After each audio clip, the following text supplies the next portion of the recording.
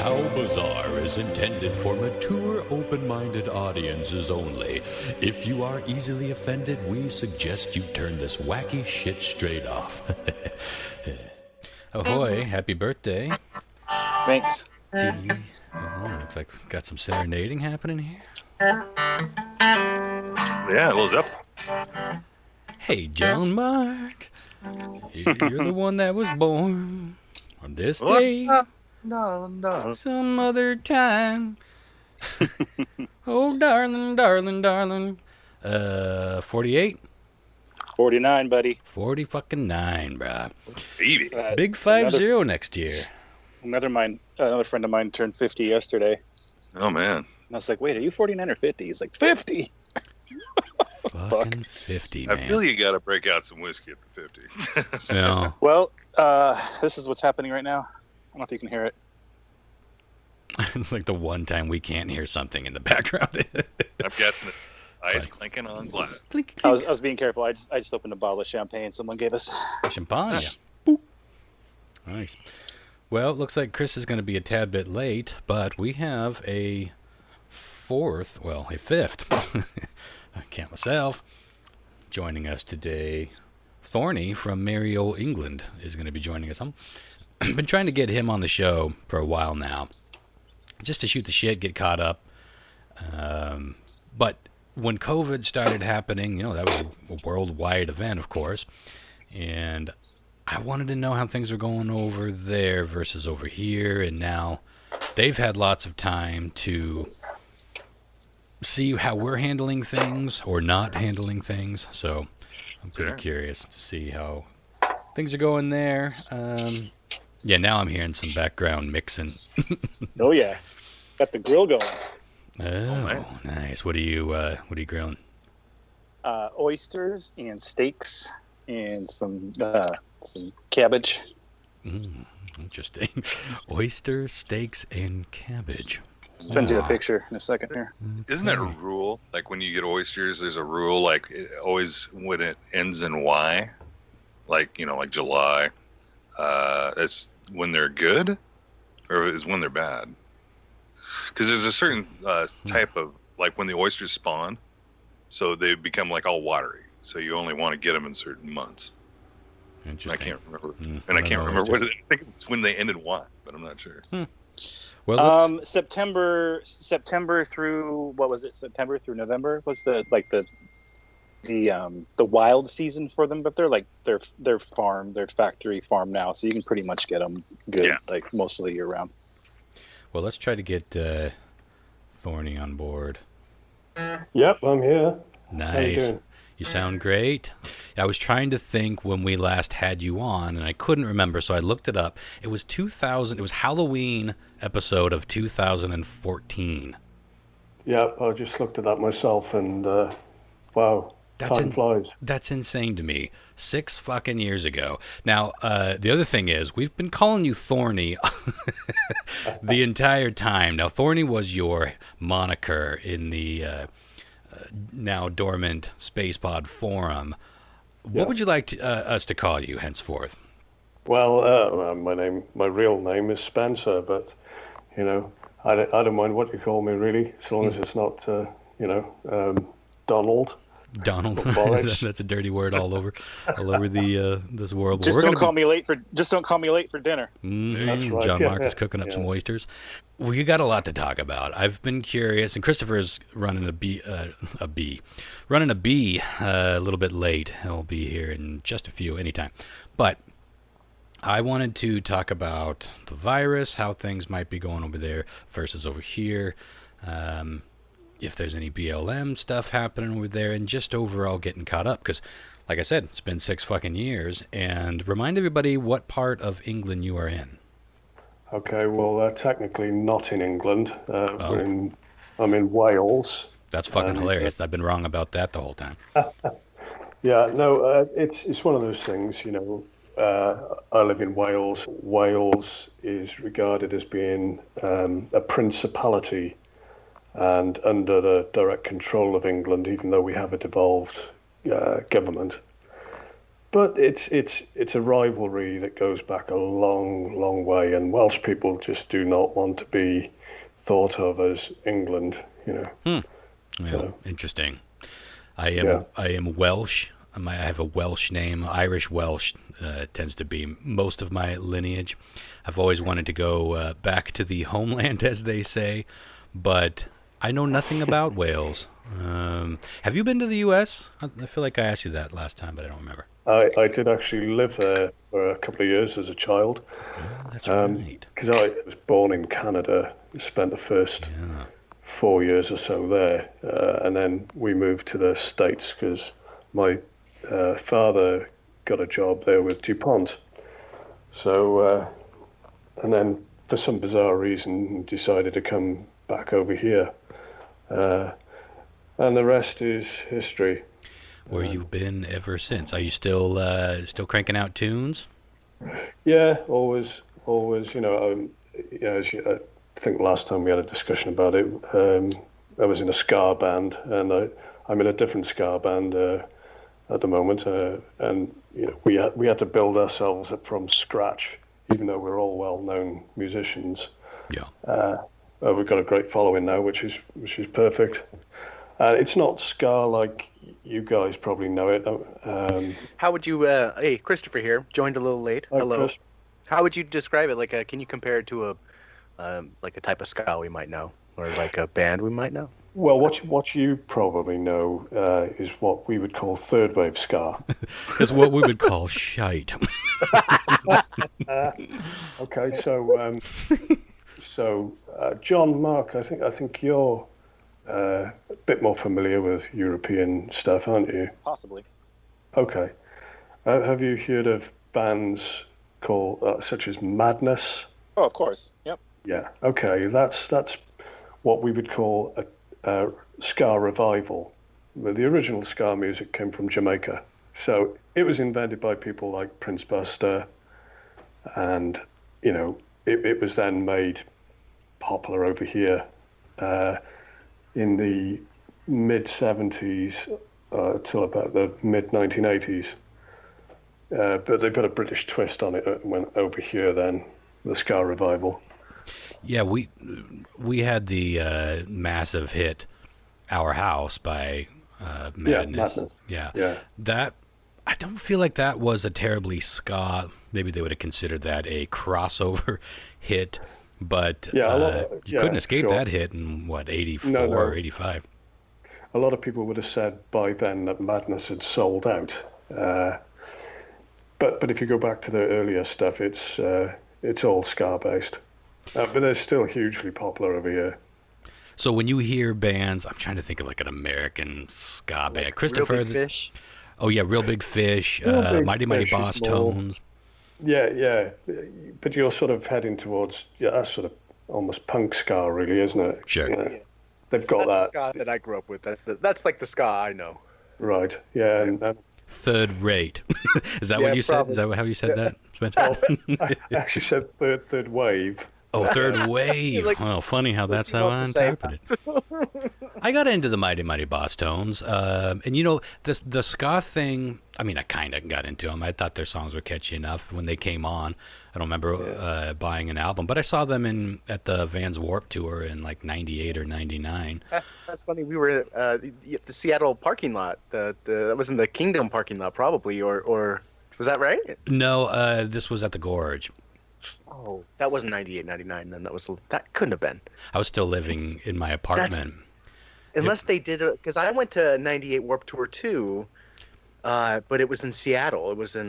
Did they do two stops? Sorry, this is totally they fucked could have off. made two stops. It was one of those things where they started and stopped again, and it was growing at that point. It wasn't what it became. Remember, that was the one that I told you, Limp Bizkit got booed off the stage. Now this was before Limp Bizkit. No one would have had any idea that, what was it, like 1 or 2 years later, Limp Bizkit for a while was one of the biggest bands in the country. No one would have ever guessed that because they got booed off the Vans Warped Tour stage at the Gorge. Then Fred Durst mooned the audience, which was the best thing he did all night. and then they walked off the stage. That was that. The Vandals played that year too. Social Distortion. But yeah, the Mighty Mighty Boss Tones, very entertaining band. But that whole revival, at least in the States, I don't know if this was going on everywhere, was sort of kicked off by the swing revival as well. And I always think that it was the movie Swingers that kind of got the whole swing thing going again. I don't feel like at least in my neck of the woods, I don't feel like that was going on at all until the movie Swingers became sort of a cult hit. But it was an odd time for music because there was still the tail end of the grunge thing happening. New metal was starting to come out. Metal rap was starting to happen. And then you had these ska bands and swing bands. Like, what is happening? It was a very schizophrenic time. Yeah. To be a music fan. Just to hammer my nail in there, both 98 and 99 were held in the Seattle Kingdom lot. That was right before they demolished the Kingdom, I think. Oh, yeah. Right, well, they must have done 2 stops. I guess that kind of makes sense. Seattle and Spokane are far. Well, it's not Spokane. That's weird. Did you go to Boise? No, it was definitely the Gorge. Was that swing revival and that kind of ska revival thing happen at the same time over in your neck of the woods? Not the swing thing, no. You guys never got that, huh? No. Basically, the ska revival happened around about the same time as the mod revival. Now, what would you consider mod? Well, in the 60s, really from my point of view as somebody who was part of the mod revival, I looked at bands like The Who, for example, and you've heard of The Who, obviously. Oh yeah. So, I feel that you see the mod scene split off into different directions in the 60s. Some of them were more into a rockier sort of sound, and then you had some that were more into a soul type of sound, and then others that were into the Jamaican ska thing, and then they split off into factions. The one faction sort of northern soul, then you had the true mods, if you like, and then others call themselves hard mods. Now they were like the working class guys. They couldn't afford the fancy suits and the flashy scooters and frilly shirts and stuff like that. But the hard mods later went on to be called skinheads, right? Right, yeah. But this is not skinhead that you probably think of when you hear the word skinhead, certainly in the States. The shaven-headed, racist type is not what a skinhead is. Certainly not traditionally. Right, they're just like working class guys. They were working class guys. I mean, they had short haircuts most of the time, not always shaved. They wore, working men's boots. They couldn't afford a lot in terms of clothes, but they got good quality. Fred Perry's, Levi's, if you like, and they wore braces because it was just a look, But anyway, those guys were definitely not racist. They were into the ska scene, which was a Jamaican thing. We had all the Windrush generation over here that came over here from Jamaica, and they mixed together and they enjoyed the music and integrated. There was no racism involved. That got sort of taken over by what skinheads would call, in this country, would now call boneheads. So, I prefer that term. Yeah, fitting. Yeah, I do too. I can see why they didn't go with that term over here. Yeah. Yeah, I mean, don't you think there's a lot of this going on these days? People see somebody the way they dress and label them, as a racist or whatever, without knowing any of the facts. Well, speaking of race, when the Black Lives Matter movement reignited, it's never gone away, but it was reignited by recent events, of course, George Floyd. Like overnight, shit was just crazy over here, and it still is. It's kind of moving around, like different cities are taking their turn at just kind of like going nuts. Right now it's fucking happening in Portland, all sorts of crazy shit going on there. Some of these movements happened all over the world. Was there anything like that going on over your way? I mean, yeah, there were Black Lives movements, protests over here, but not like we've seen in the States. I think they pulled down a statue to a slave trader in Bristol and threw it in a canal, and everybody thought that was a bit extreme. I mean, they didn't disagree with it, but, you know, there are procedures. That's the way Britain works. It's an interesting debate. Do we rip down these pieces, I mean, for better or worse, pieces of history and works of art that represent something that make us feel bad? And, you know, if I'll be honest, I don't really care that much about my Robert E. Lee statues around town or around the country. Sure, but like you say, they are history, don't they? That's where I was going with it. From an artistic and historical standpoint. Also, well, where do you draw the line, Ron? I mean, you look at the outrage in the world about the ISIS destroying statues wherever they went. You know, ancient works and just blowing them up. Irreplaceable. Now, I'm not saying that, we need to protect our statues of slave traders. I'm not saying that at all. I mean, I don't even know who thought it was a good idea to erect those in the first place. Right. But it was a different time, and you know, where do you draw the line? Should we just rip everything down? Well, it's an interesting point to compare it to religion, because a lot of religious leaders, you know, are also figures of oppression, and in some cases enslavement, or just somehow being treated like a lesser person because you didn't fall in line with this particular religion. This is an interesting point, and I think that we're still in that fiery phase of all of this, and I think that when all of that calms down to some degree, maybe some of that will lighten up. Maybe it won't. I don't know. I also don't know what's right or wrong about it. You know, it's just I agree with you. These are pieces of art and historical monuments, but can I just interject something about that there? Mm-hmm. One thing that a lot of people might not be aware of is that most of these statues of these Civil War generals and you know, quote unquote heroes or whatever for the South were not made at the time to honor them. They were made after the fact, like way after the fact, very cheaply and quickly to sort of rub it in the face of the people that were fighting for equal rights. So they weren't even like, they're not even real pieces of history or art, to be honest. They're or art, even for that matter. Yeah, they're just kind of like basically like saying like, you know what, we're gonna put this up just to say fuck you because we don't like what you're doing. Still, you know, that's kind of what those were about. That attitude has gone a long way in not getting what you want in this country, and I'm surprised that we never seem to learn that taking the cunt road is almost always going to bite us in the ass. Maybe now and maybe in 20 years, but there's this thing that we like to do, and it happens from all points of view, all political sides. We're doing it right now with masks versus masks, which I want to talk about all that in a minute.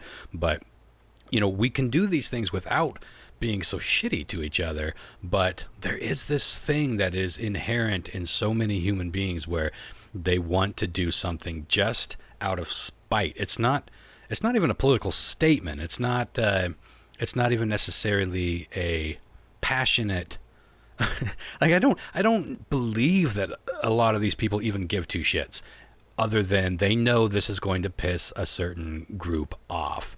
That almost always comes back to bite them in the ass. So maybe some of this is chickens coming home to roost on that. But standing on principle is always a tricky thing, especially if it's very shaky principle. Go ahead, Lyle. With that on both sides, though, what Spencer was saying is about, like, especially like with religion and the ISIS and stuff, them destroying history like that. Mm-hmm. It was to wipe out, you know, the whole thought of history. And the thing about history is like, if you don't learn from it, you will repeat it. You know, it's one of those things. It's I promise you. If you act like nothing happened, then you try to erase the history, you know, from even now for kids learning it, they'll never know, and they're just going to relive it. You know what I mean? Yeah, I think the lessons will still be taught, whether there are statues. But we have books. There's a lot of people that the history's been recorded. We don't need statues. There's no Hitler to statues that we need to rely on to teach us what happened. Maybe not in your house, Chris, but Hey. Anyway, what's the COVID sitch been like over there? Oh, well, pardon me, coughing again. Good timing. Appropriate, isn't it? Topical. Yeah. It's a crazy thing, actually. It seemed just bizarre, all of a sudden being told by the Prime Minister, you mustn't leave the house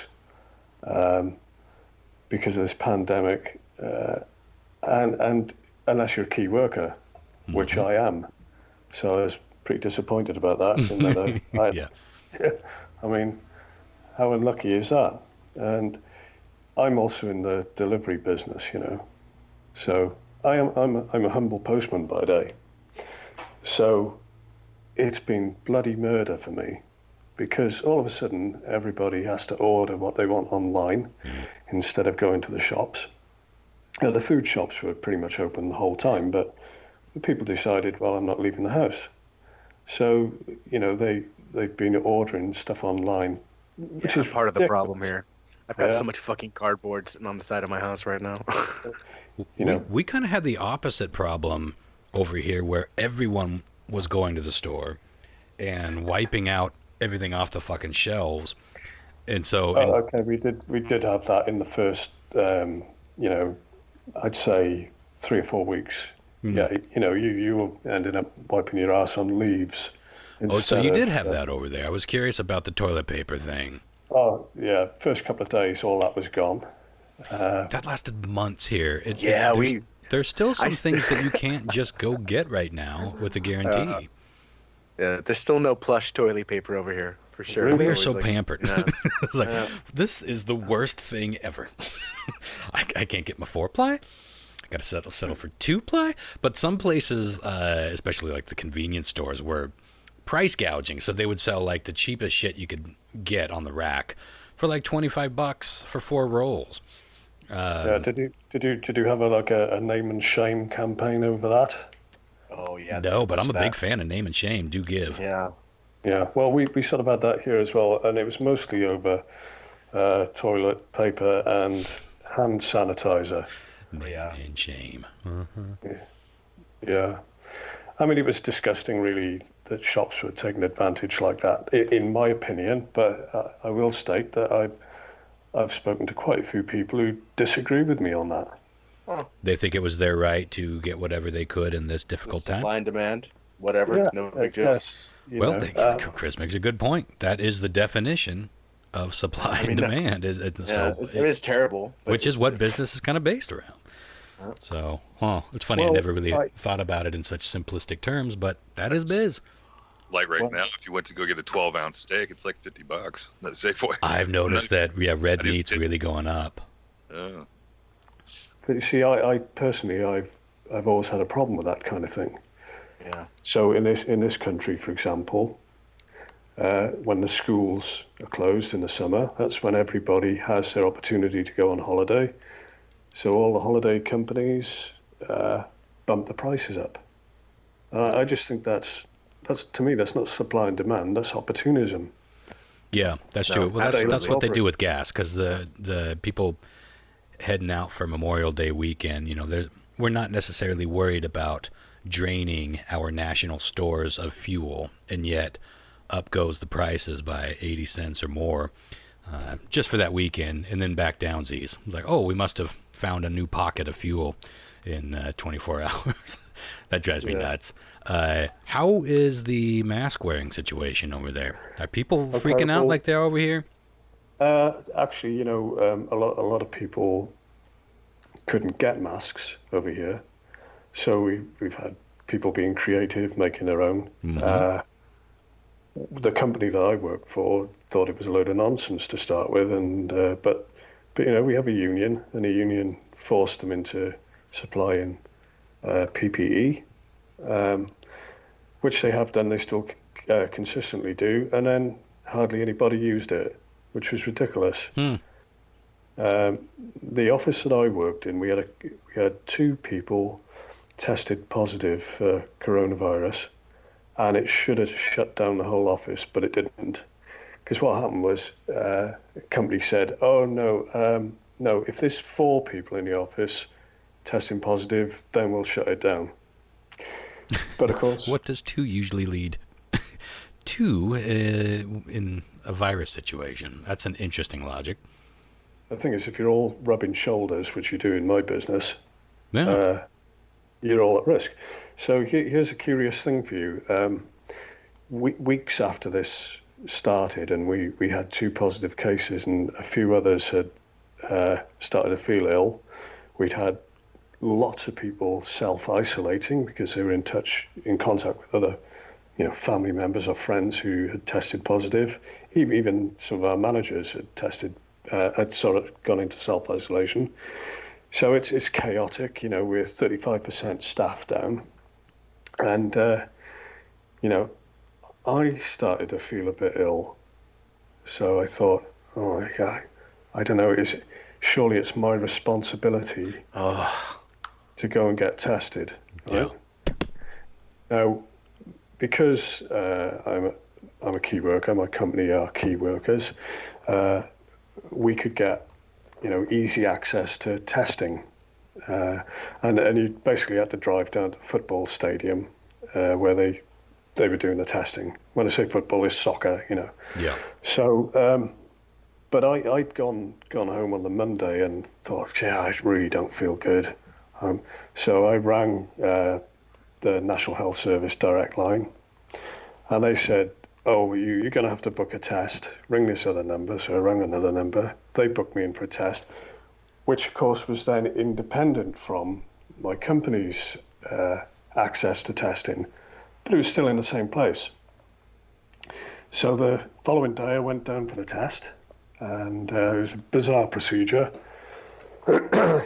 People sort of talking to you through your vehicle window, and then you drive onto the next booth, and they hand you the testing kit through a crack in the window with one of those claws that people use in McDonald's for picking up rubbish, so they haven't got to bend down. Yeah. So right out of Outbreak. It is bizarre. And then you do your test in the van. It was strange because it was a boiling hot day, and I was sat in my van, which is a VW van, no air conditioning, so I'm sweating, right? I'm very dry in the throat, and I'm coughing, and they were like standing well back from me, even though the window is shut. Like, could you go ahead and drive through? Yeah. So anyway, I did the test, and I never heard another fucking thing. Not a fucking thing. I rang them up after, because my employer was saying to me, well, what's happening with your test results? I said, well, I haven't had them. So I rang the health line again, and they launched an investigation and said, well, you'll hear from us within the next 3 days, but if you don't, we'll book you in for another test. Never heard a fucking thing. So then I said to my boss, I said, well, you've got direct access to this testing system, you book me in. So he booked me in, and I never heard a fucking thing. Right? No more tests. And in the end, my boss just said, well, you better come back to work. At least your experiences are consistent. They are consistent. And back to work you goesies. Yeah, but it made me think. In this country, it's been, chaotic regarding the actual facts and figures of how many people have tested positive, how many people have died from it. The government are just tossing figures in the air and suppressing figures. And I thought to myself, well, I've done everything to get my test results, and I didn't get them. So if I didn't get them, I haven't got it, have I? Pretty much a case in this country that they were talking about how many people had died in hospital from COVID-19. But what they had done as well is they'd released old age people from hospital who were taken up beds that had COVID-19, and they were putting them into care homes. And we've had thousands and thousands of people in care homes dying from this. But they weren't counted in the official figures of the dead then, because they didn't die in hospital. And it's been absolutely appalling the way to figure. It's kind of refreshing to know that you guys Sounds are like as the fucked same as we kind are. of fuckery that's happening in our country. It's like the exact same shit that's going on over here, and the exact same frustrations. I haven't personally heard about someone that went through all the trouble of getting tested, not getting a response, and even searching for that response and still not getting it. So you still have no idea if you had it or not at this point. No, but I can tell you that. Now, this is an interesting thing. I started getting the cough, the dry throat, but it lasted for about 2 days. And I wasn't quite sure what to put that down to, because I sort of gave up smoking, certainly full-time smoking, a while ago. And I started using a vape. And that can give you a very dry throat, right, and a cough. So I thought, well, it could just be that. And then the next thing, I was getting headaches, but then I do anyway. And that went. And then one day, I couldn't focus on anything sort of more than about 3 or 4 feet away. I had very sort of broken up vision, but close up, no problem. Except that I had laser vision done 10 years ago, and I got 20/20 vision, so this wasn't normal. Anyway, the next thing, I was getting a terrible sort of like a bone pain down my right arm and my right leg, and that lasted for a day and a half. And then after that, after those series of symptoms, I was fine. I felt fine. It's really strange. But I was. Oh, go ahead. I was reading a couple of scientific articles recently where several thousand, something like 7,000 people have been tested who had been infected with COVID-19, and the scientists tested their blood groups to see if there was any link between blood group and severity of symptoms. And they seem to think that people with blood group, the O blood groups, O positive and O negative, either just didn't get it or had very sort of mild symptoms compared to other groups who really suffered with it. And it made me laugh, really, because I'm the only one in my family who's got blood group O. I'm O positive. But my father always used to make fun of me gently by saying I was O plus, right, as in hopeless. I'm that's a hopeless note, Dad.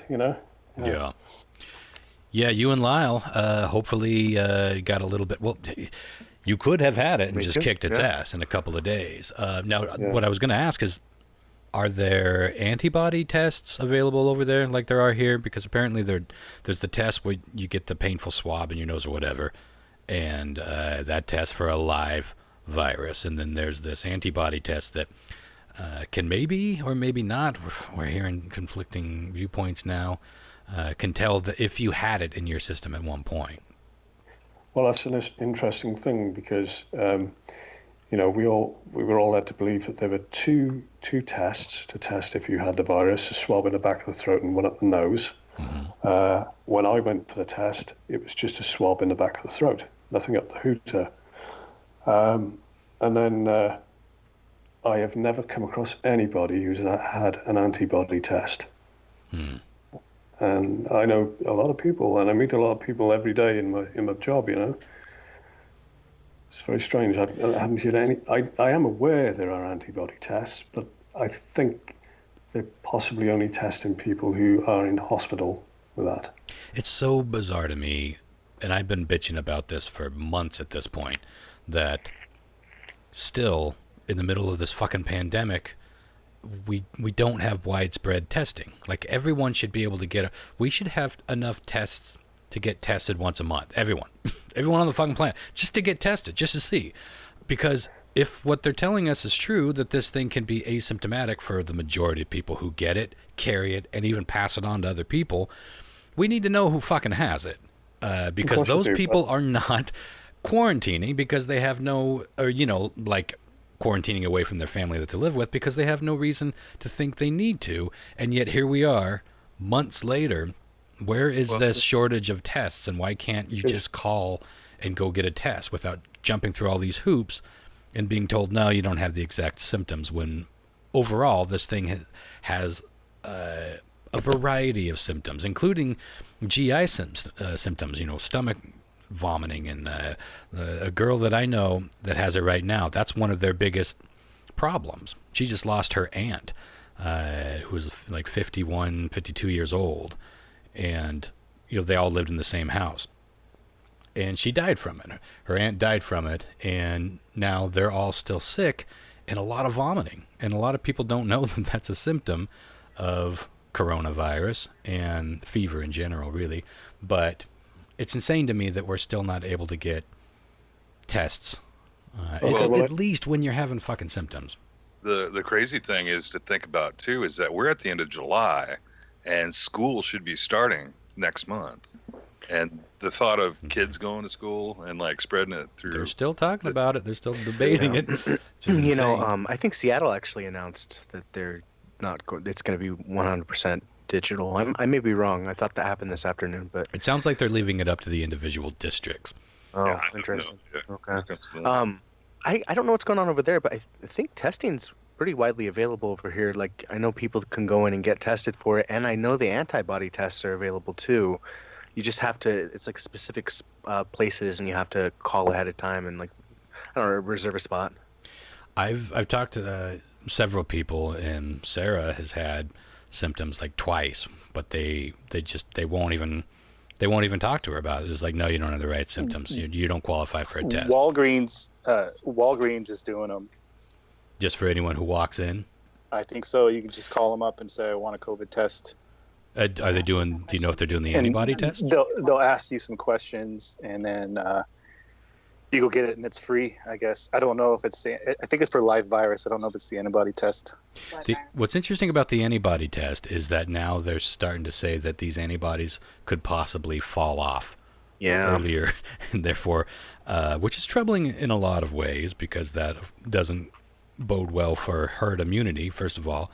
It also seems like it doesn't bode well for the idea of a successful vaccine, but what do I know? Just doesn't seem hopeful. But this is something. Sorry to butt in, chaps. This is something that's really sort of puzzling me, because you've got a president over there that doesn't believe that this thing is a real thing. Otherwise, he just put a mask on. What are you talking about? He just put it on. Yeah, he's been on Team COVID for hours now. I can't wait to hear your point of view on this, honestly. Yeah. It's the same over here. We've got a prime minister who thinks it's a joke. Just literally nobody believes he was actually in intensive care with COVID-19. Remind me your current prime minister's name. Is that Boris? Boris, he's Alexander Boris de Pfeffel Johnson. He kind of seems like Trump's. I haven't seen a lot, and I don't follow politics over there much. But every time I see a clip, even his hair is like weird and mussy. It's just, it seems like he's kind of got a kindred spirit with Trump. Do you feel that way? Yeah. Well, first of all, I have to be a little bit careful here, because anybody listening in Britain might think that I'm misrepresenting. But a traitor. He's a comedy character, right? That's how he's viewed. People like him because he's a bit of a buffoon, but he has got a dark heart. I'm telling you now. This is a guy who decided that he was going to be prime minister when he was a kid at any cost. And I mean, if you think, right, that Trump lies before telling the truth, like lying is the normality. Well, Boris Johnson has got one up on him, and it's got to the point where people in this country just go, whatever, they don't seem to care, and we're just just walking blindfold into a minefield all the time. And I find it quite terrifying and sinister what's going on. And, you know, I think to most people over here, we look at what we see of President Trump, and he just seems like the ultimate buffoon, you know. But so does Boris Johnson to everybody else in the world. And you just got to wonder what on earth is going on. I can't fathom it. I really can't. Yeah, it's hard to fathom it. I don't think we're meant to. I think this is wrong. I think what's happening is just across the board incorrect, and so it's supposed to feel confusing and incorrect. Is your government as a whole, do they seem to be taking this thing seriously? Like early on, I mean, it was fair to not really take this thing all that seriously to some degree. Maybe not the governments and the health organizations. We were getting conflicting word on just about everywhere you looked, but we had seen false starts with something like this over the past 20 years. So I was skeptical about it, and I'm still skeptical about some parts of it, but because I don't fucking know, I just wear my stupid little mask, and I don't feel like that's all that big of a deal. But for a while, our own government was making it seem like this was no big deal, and now there's all this talk about numbers being fudged, just like you were talking about. We don't have accurate numbers. We don't really have it. Maybe Walgreens is testing, but we don't have accurate testing numbers. We just keep hearing so many conflicting results. But do you have, was your government kind of on team, yeah, this thing's real and we got to nip it in the bud? Well, this is what seemed to happen, you know, and I agree with you that we've seen stuff coming from China, for example, in the past, where it just hasn't really had much of an impact. You know, but this was coming across Europe in waves, and you know, in Italy, people are just sort of dropping in the streets from it. You know, it was a terrifying warning of what was likely to happen here. This government here thought, well, you know, loads of people die from common flu every year. You know, is this any worse? And you know, every year, if you are a vulnerable person in this country, you can get a free flu jab. A vulnerable person could be anybody from an old age pensioner to somebody like myself who gets asthma. I love that you call them flu jabs. I know, it's adorable. Do you guys think we talk adorably, or do we sound like dipshits? No. God, you know, I'm a huge fan of America and Canada, and we all have our ways of describing things. A flu jab. It's so similar to what we call it, but very, very different. Okay, anyway, go ahead. I'm sorry. Well, you know, so I think the policy with our government was to go with herd immunity. But I don't think they quite understood what herd immunity is and how it happens. I mean, for example, the first time I heard the term herd immunity, I hadn't really heard it before, so I thought, well, I should Google that so I know what I'm talking about if I have to talk about that in a conversation sometime. But it relies on herds of animals, actually, where something like 75% of them are vaccinated against the disease, so that the other 25% are less likely to get it, right? I have not Googled it. I assumed it meant you put everybody together and eventually enough people get sick to inoculate or whatever that word is themselves. But we're kids and had measles. We'd all get our, we'd all have to go to a friend's house when they got it. And chicken pox parties. I thought that's the idea, but you're saying that it's in order to thing. Like true herd immunity is based on having a certain amount of them vaccinated. I didn't know that. That's different though, because when the chicken pox thing, so first of all, that's not necessarily a fatal disease, and second of all, it's not immunity. You actually get it. Like you get it. And then you have the disease, and then you get over it, and then you don't get it again. Because that's what I thought herd immunity was. When you get it as an adult, So when you get chickenpox as a child, the symptoms are milder than when you get it as an adult. As an adult, it can be fatal. So that was the whole point of that, is so that you would have it as a child, get those antibodies, and you wouldn't get it again. I actually was taken to a place to, like, basically a chickenpox party or whatever. A chickenpox party? Yeah. So rub titties with your friends there, John Mark. Make sure to get the belly, especially vulnerable. My parents took me when I was a child to some place where people had the kids had chickenpox to see if I would get it, and I didn't get it. And we tried, but I never got it. So can't you do one right, John Mark? I'm naturally immune to it. You developed the belly rubbing fetish in the process. I might get it at some point and fucking die from it, but I'm probably naturally immune from it. So did they actually? But even that is seriously dangerous. I mean, to give you 2 examples, my youngest son was taken to a chickenpox party when he was a baby, right? And he got chickenpox, and the resulting scabs got infected, and he ended up with sepsis. And he nearly died. And right, and because I can remember watching a scab on his wrist. When he's a baby, tiny little chickenpox scab. Within an hour, that was the size of a dime. Okay, and then it was a quarter. That's how big we're talking. And I rushed him to hospital, and he survived. And as far as I'm aware, no ill effects. But then I look at him now. He had hearing problems.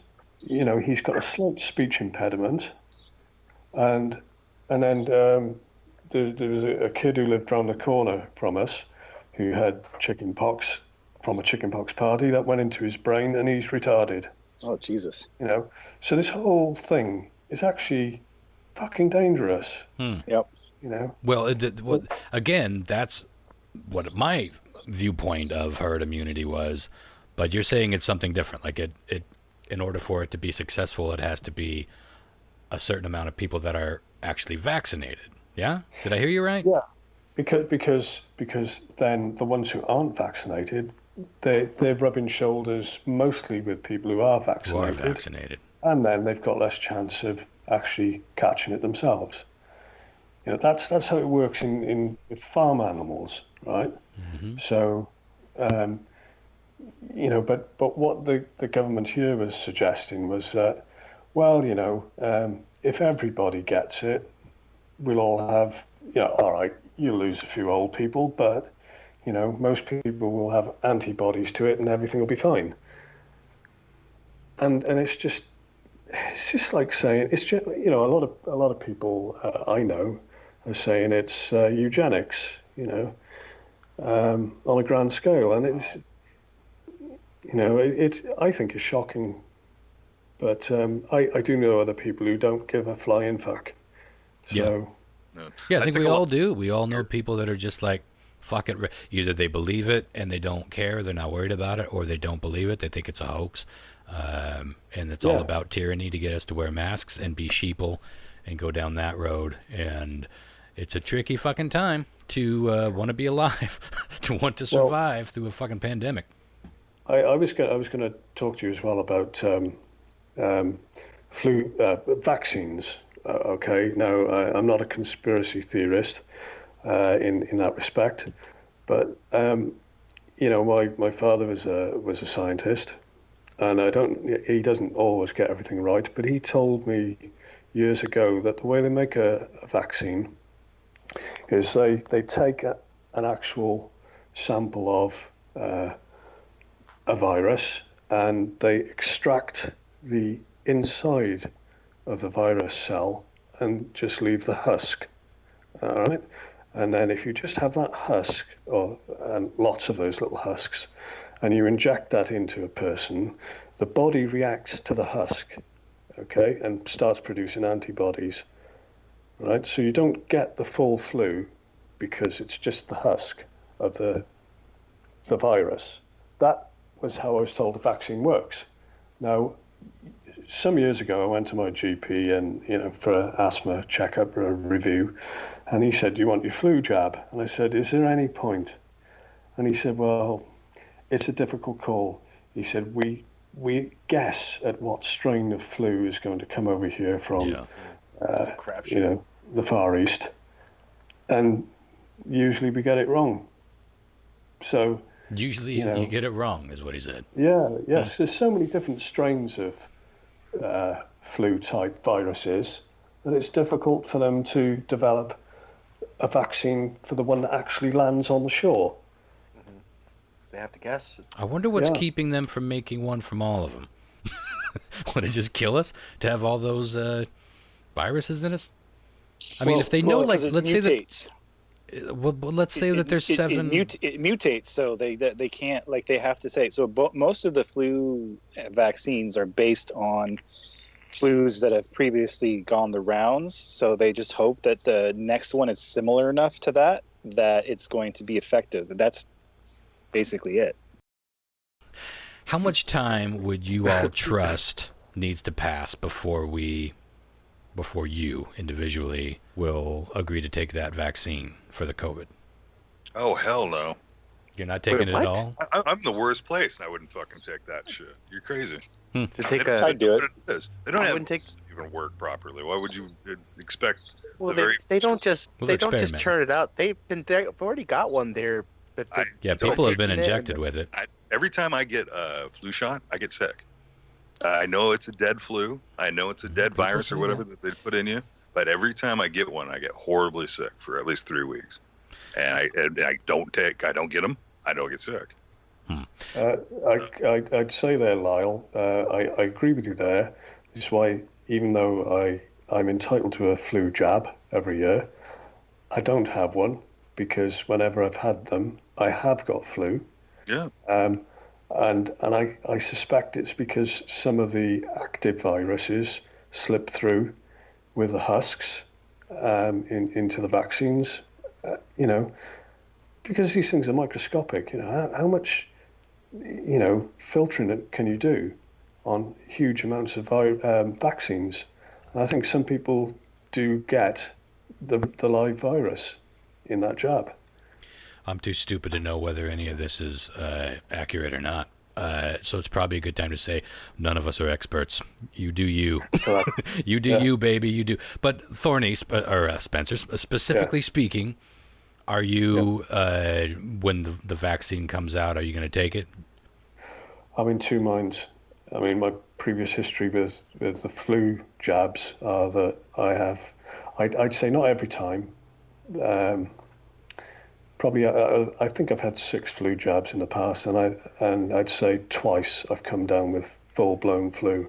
And there's a lot of people joke over here about, especially women, joke about men having man flu, and that it's nothing more severe than a bit of a snivel, But actually, I have had real flu twice, and it left me like an elderly man shuffling along, barely being able to breathe.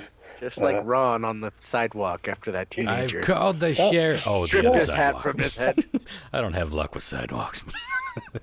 Should avoid them. Just walking the fucking road. Okay, this is the thing, isn't it? Obviously, I listened to that episode. I've listened to all of them, and I felt for you there, Ron.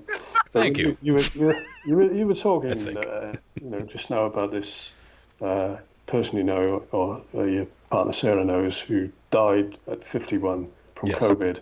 Now, how close do you feel to that age, 51? I mean, you're, 40-something? Yeah, John Marks, only 2 years. I'm, about 7 years out from that.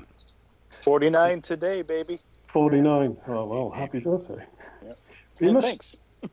You must feel like, shit, that's close. I'm not ready to go at 51. Yeah. Yeah, 50 is young by any standard. I mean, it's not little kid young, but that's not an acceptable age to die from a virus. It's not. And I'll tell you now, I'm 54, right? So that makes me feel like I'm living on borrowed time. And I shouldn't feel like that, One of my grandfathers lived till he was 97, and he was still driving as well, so I'm thinking, surely I should have a good stab at making 97. Yeah. People shouldn't be dying from a virus like this, which we're told is not much worse than a normal flu at 51. You just shouldn't be. This virus is so fucked up because I maybe we just need widespread testing on every fucking virus, because maybe we're just learning something about viruses in general. Who knows? Maybe in a typical flu season, we do have, like, say, 40% of the population gets it, holds on to it, and transmits it without ever having a symptom. Maybe that's a thing. I have never heard that about the flu. I've never heard that the flu can be 100% asymptomatic while you're carrying it. Maybe that's true, but I've never heard that. There are a lot of things about this virus that seem to be new or tricky, but I don't fucking know. I was listening to a podcast actually last night, and they were talking about flus and vaccines, and and before 86, you were inoculated by the age you were 18 of 16 inoculations of types of stuff they would shoot you with before you were that age. Now it's over 56. Yeah, and a lot giving Logan the shots are terrible. They're fucking terrible.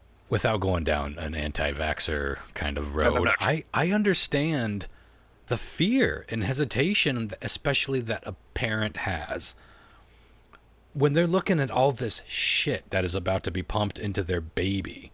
It starts when they're a baby, and it ends, like when Lyle says, basically when you're just you're an adolescent.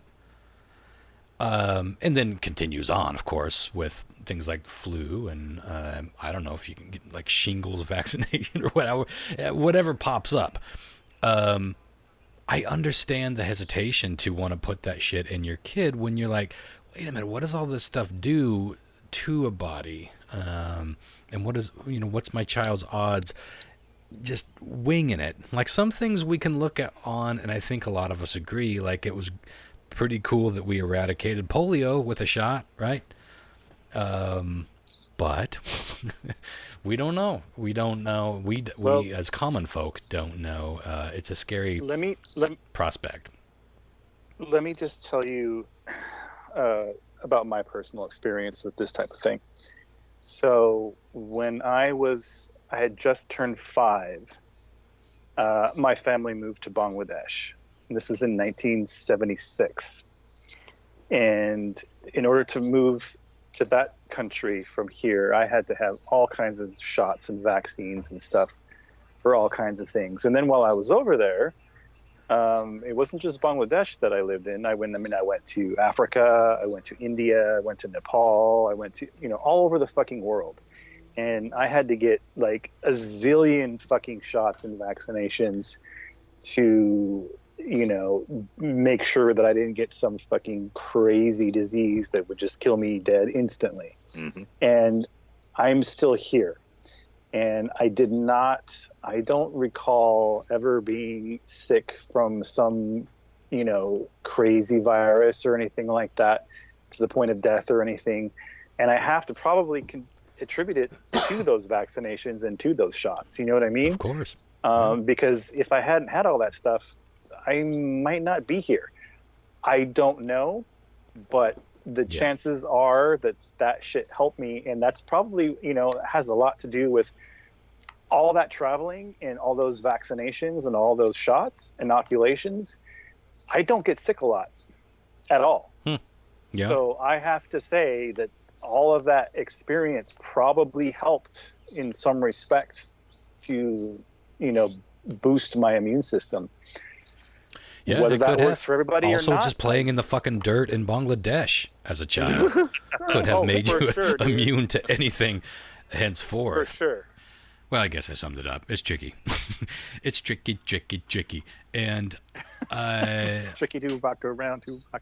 I guess this just goes back to my point earlier about not being a cunt about things, because the anti-vaxxer movement is one that is very, of course, polarizing and ferociously polarizing, and I get it on both sides. I get the frustration that all of a sudden the measles are starting to come back, and things that we pretty much had eradicated, tuberculosis, whatever the fuck it is.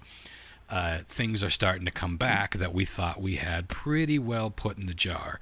But I also understand that this is 9 times out of 10 coming from not necessarily a paranoid conspiracy theorist that we all like to close our eyes and imagine, but worried parents and, you know, people that are like reading shit, reading pamphlets and reading things.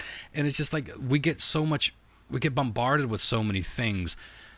Imagine being responsible for another child, another human being, in reading about these things and learning about them and trying to find out what is safe, what is true, what do I fucking do here? It's a pretty overwhelming and terrifying thought, no matter on what side of that aisle you stand. So I don't know. I guess I'm just saying out to the world, be less cunty about all things. But the anti-vaxxer is a situation where I think discussions, cool-headed discussions, and clear fucking and consistent science, and more importantly, transparent science, which you would think would be an across-the-board thing. It's not. We as common folk don't often get to see the independent and individual studies from top to bottom and seeing all of the failures and all of the extremes. We just kind of hear about, here's this thing, it mostly works, take it.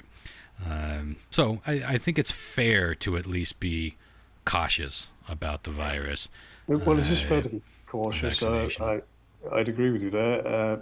The thing is, a lot of these things were developed during wartime, you know, because if your troops, more of your troops are dying from diseases than from enemy action, then you've got a major problem. If you can keep those people alive and the enemy can't, then you're more likely to win. You know, for example, in the last war, one of the things that the Allies did, and this wasn't actually a vaccination, by the way, we used blood plasma on the battlefield. Okay, the Germans didn't have that. What they actually did, if somebody needed a blood transfusion, they transfused it directly from another soldier's arm, right? So one's getting a transfusion, the other one, the healthy one's losing blood. Now, this is where advances in science seem to take place on battlefields. One definitely seems like the clear winner there. Yeah. So I think where the problem comes in with conspiracy theorists and people going batshit crazy about vaccinations is when kids are getting cocktails of vaccinations. So, you know, like 3 vaccinations in one shot. Mm-hmm. You know, there was a big thing over here for quite a long time linking autism to these multiple vaccinations. It's been disproved, but you know, it came at a time when people became more aware of autism. So it seemed like all of a sudden they were more autistic people, whereas in the past they were just labelled as being simple or retarded or something, you know, right? Instead of autistic, you know, or strange, you know. So, you know, I can remember actually, I was on the street I live here. I was reading a little bit of local history about the people that lived on the street. You know, it was from a census, and we're talking less than 100 years ago, and one of the people on the street was labelled an imbecile. You know, and chances are he had something maybe like autism, where he didn't quite fit the norm, but he was labelled an imbecile. So I think education of conditions makes people suddenly think, what's causing that? You know, when you become more aware of a condition, it can lead people to do that. So I think the scientists have always got a battle on their hands, but, you know, checks and balances are cocktails of vaccines a good thing. I've had loads of vaccines myself in the past, and I'm grateful for them because I haven't died from any horrific diseases. So, Yeah, the cocktail thing is an interesting point because that is one of the many things that we have sort of invented based on convenience. Like, we all can agree that it's terrible to take your child in to get one shot every 3 months or whatever for the next like 10 years or whatever. So we're dumping more in at once. There is some, I feel like there probably needs to be some closer looking into that sort of thing, because how could 4 or 5 of those things all at once not change the process of your body receiving them? You know what I mean? But what the fuck do I know? I don't know anything. I do want to ask one thing. yeah. Why we're talking like conspiracy theory. Do people over there talk about Bill Gates being connected to COVID at all, or is that just an American thing?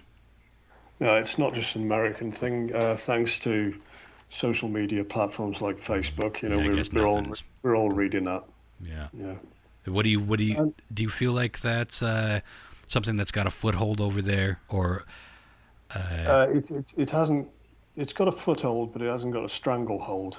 You know, so good a way lot to of put people over here just dismiss every conspiracy theorist as a nut job. You know. I could tell you that modern era conspiracy theorists have ruined conspiracy theories for me. I used to love a good conspiracy theory. From like, you know, something to listen to late night on Art Bell, or something to shoot the shit with your friends over beers and 3 a.m. on your roof. You know, and basically how this show started back in the Tales from the Space Pod days. We used to go, there was no rabbit hole that we weren't kind of at least a little interested in going down. We don't do that so much these days, and I don't think it's just because we kind of covered all that.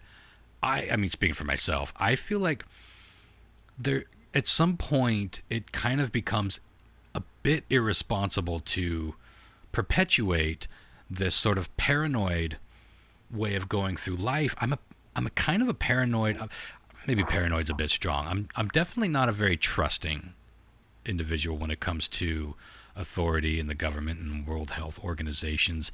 I don't trust them. You're skeptical. I'm skeptical, I suppose. But at some point, those just stopped being fun to me. You know what I mean? It's like I feel like now, like that's been hijacked by a very specific section of people.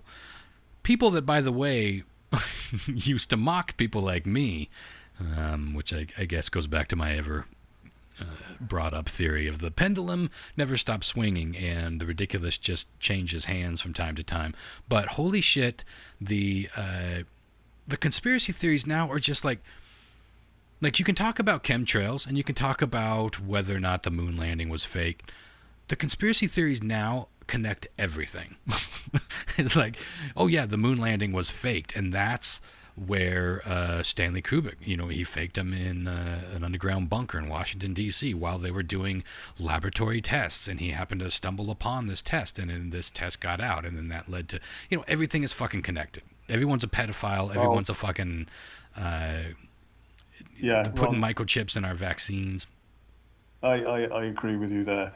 I mean, I had a conversation with you years ago about, I suggested that you try to interview Alejandro Rojas from Open Minds TV, because his podcasts were the first ones I came across talking about UFOs and stuff.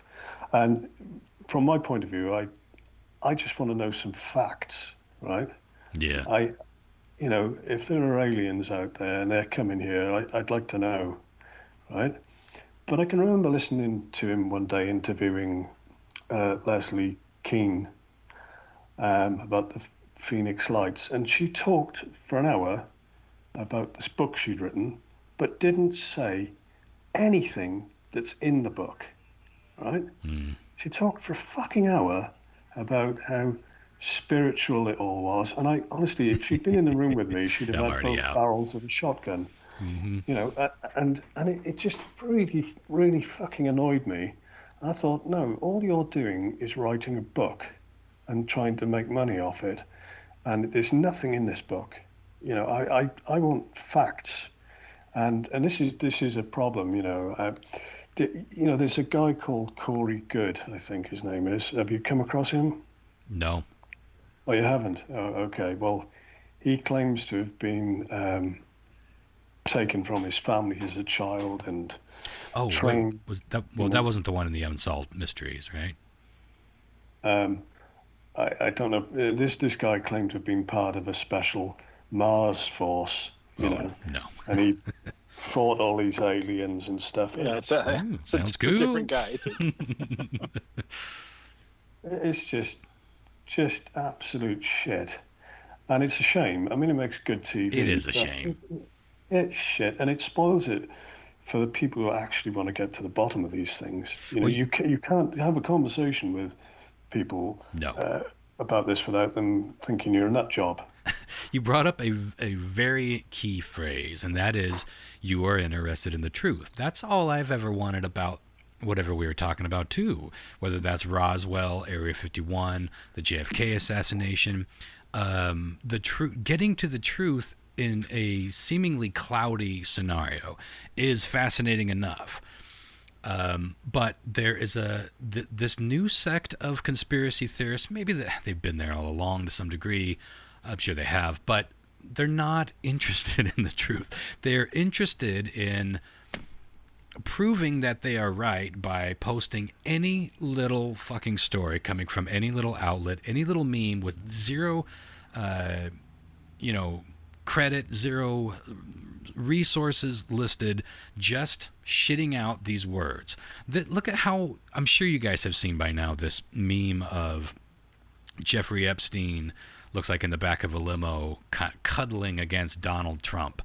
It's one of the worst photoshops I've seen in recent history. And even the person that put that together has admitted, yes, of course, this was a Photoshop, but the point stands. It's a picture of Trump. I think it's his arm around Ivanka. And you can just tell, like, it's such a skinny frame and this giant head of Jeffrey Epstein. That thing is being shared. Every time I turn on my social media, someone's sharing it like, don't let them bury this like they're burying everything else. Every day there's some new horseshit piece of information that is so immediately disprovable. We couldn't do that with the moon hoax. We couldn't do that with JFK. We can do that with these fucking theories. We can immediately say, here's the original photos, you fucking idiots. Stop sharing it. That seems wild. That seems wild, though, because there's like a bunch of legitimate videos of Trump with Epstein. It's like, well, why would you fake one? Why would you fake one? Like, it's just like, it's already there. I don't know. It's all based on clickbait. You know, it's clickbait. Well, sure. That guy got to see his. Lyle's right. Instant reaction. You know, it's infamy. First thing you're gonna see the picture. Oh, I want to read the story. Click. Guess what? That person just got revenue from that click. Or that guy just wanted to see his meme be shared 10 million times, which it has. Well, hundreds of millions. Since we were just speaking of UFOs, I was like, I wanted to ask you, Spencer, what do you think about the relatively recent developments of the Pentagon basically admitting, there's Navy pilots and releasing footage of Navy pilots that have seen things that we are classifying as, unidentified objects, and they're not denying the fact that they're not saying it's swamp gas or fucking weather balloons or whatever. They're like, yeah, this was some shit our pilots saw, and we don't know what the fuck it is. What's your take on that? You're talking about Tic Tacs here, I think, aren't you? Yeah, sure. I'm fascinated by it. The problem that I've got with all this sort of stuff is it's always grainy film, out of focus, and I just think, surely we can do better than that. I mean, I was asked the other day if I believed in aliens, and I said, well, that's like asking me if I believe in God. Ask me if I believe there is a God, or if there are aliens. I'm not religious about are there aliens. I think it's likely there are aliens. Whether they come here or not, And what always seems to get me is that That's the question, yeah. they can travel light years, okay, and then they crash. It's just bizarre, you know. Yeah. I just think, well, and you know, of course, then you get the nut jobs who were saying, oh, they were brought down by our radar systems. No, they fucking weren't. It didn't happen. What if they were getting busy and like getting like a little bit of space head and got a little Space distracted? Yeah. I Aliens, think so. Well, you know, I think that if you can get this far and you have the technology to get this far, Yeah. you'll have thought about what you're going to encounter when you get here, you know, and will have put measures in place so that you don't crash and burn. You know, presumably they're not coming here as an emergency landing, you know, which can go wrong, obviously. If we did send people to the moon, and I kind of think we may have, because I can remember my dad, when we lived in Canada, dragging me out of my bed to show me the moon landings on the TV. Mm-hmm. I remember that like it was yesterday. But there are things about that don't have the ring of truth about them. I'm pretty convinced that whether or not they went to the moon, they definitely faked some of that shit. Well, let me give you something that I don't ever hear anybody talking about. Right? They show the moon lander taking off again, and the camera follows it up. Well, how did that happen? Did they have an automated camera that they left on the moon to film it going up? I remember that being addressed, and I can't remember what the answer to it was, but I think the official story was either that it was a timed pan where the mechanical pan up, but I don't remember. They have explained that. I don't know if I can't remember if I bought it or not. I remember them saying it was 1 in a million chances that it was going to film it perfectly, but yeah, it's also it's pretty perfect. Yeah, but yeah, it's pretty perfect. And if you think about it, I mean, at least myself, you, Ron, and John, Mark, Lyle. I don't know about Chris. Chris is so much younger than the rest of us. You remember film, 35mm film, for example. I mean, how many films did you ruin just trying to get it out of the camera? Right. You know, now you're going to do that in space with all that radiation, no atmosphere to protect. Well, see, that's my biggest theory. If we went and faked some shit, that's my biggest theory. Is that they went, then they got back and they're like, fuck. You know, it's like when you get back from that concert or that amazing one in a lifetime thing, somebody's wedding, and every time you hit record, you were actually hitting pause and vice versa. Going to the Van Allen belt, there's still scientific, top men are still saying that no matter what foil you wrap it in or what kind of technology they would have done to protect that film, it would not have survived the Van Allen belt. Of course, this is an old argument, but that is my one. That's my one theory. I overall, I've gone back and forth, but overall, I feel like we went to the moon. But I think that maybe some of those shots didn't turn out, or some of them got fried on the way back, or some of them just weren't awe-inspired. They were like the Zapruder film instead of what we're used to, which was these majestic shots of the flag being planted and Neil Armstrong, you know, floating down the stairwell onto the first step. All of that was so beautifully shot, and it worked so perfectly, and that's my problem with a lot of it. But they practiced this. You got to know that they would have practiced as much as they would have the landing, the re-engaging, you know, all the LEM stuff, launch, everything. They would have practiced the film aspect of this as much as any of that, because one of the biggest points of this was beating those Ruskies to the moon, but that doesn't mean that it was all legitimate footage. Go ahead, though. There was one thing that I never knew about until just recently, like within a few months ago. But our comms our comms were so behind back then that you would sit there and try to message, and like our communications back then were so slow that there was a delay. And when you watch that all come down and all unwind, it was like instantaneous, kind of like what we have with cell phones now. So that was something that was brought to my attention, but I had no idea. That's still the case. The lag in transmission is still there because there's just the distance involved. Yeah, but it's been edited. If you watch, there is only one. So we have a very skewed version of how things went when we're watching the quote unquote highlight reel of the moon.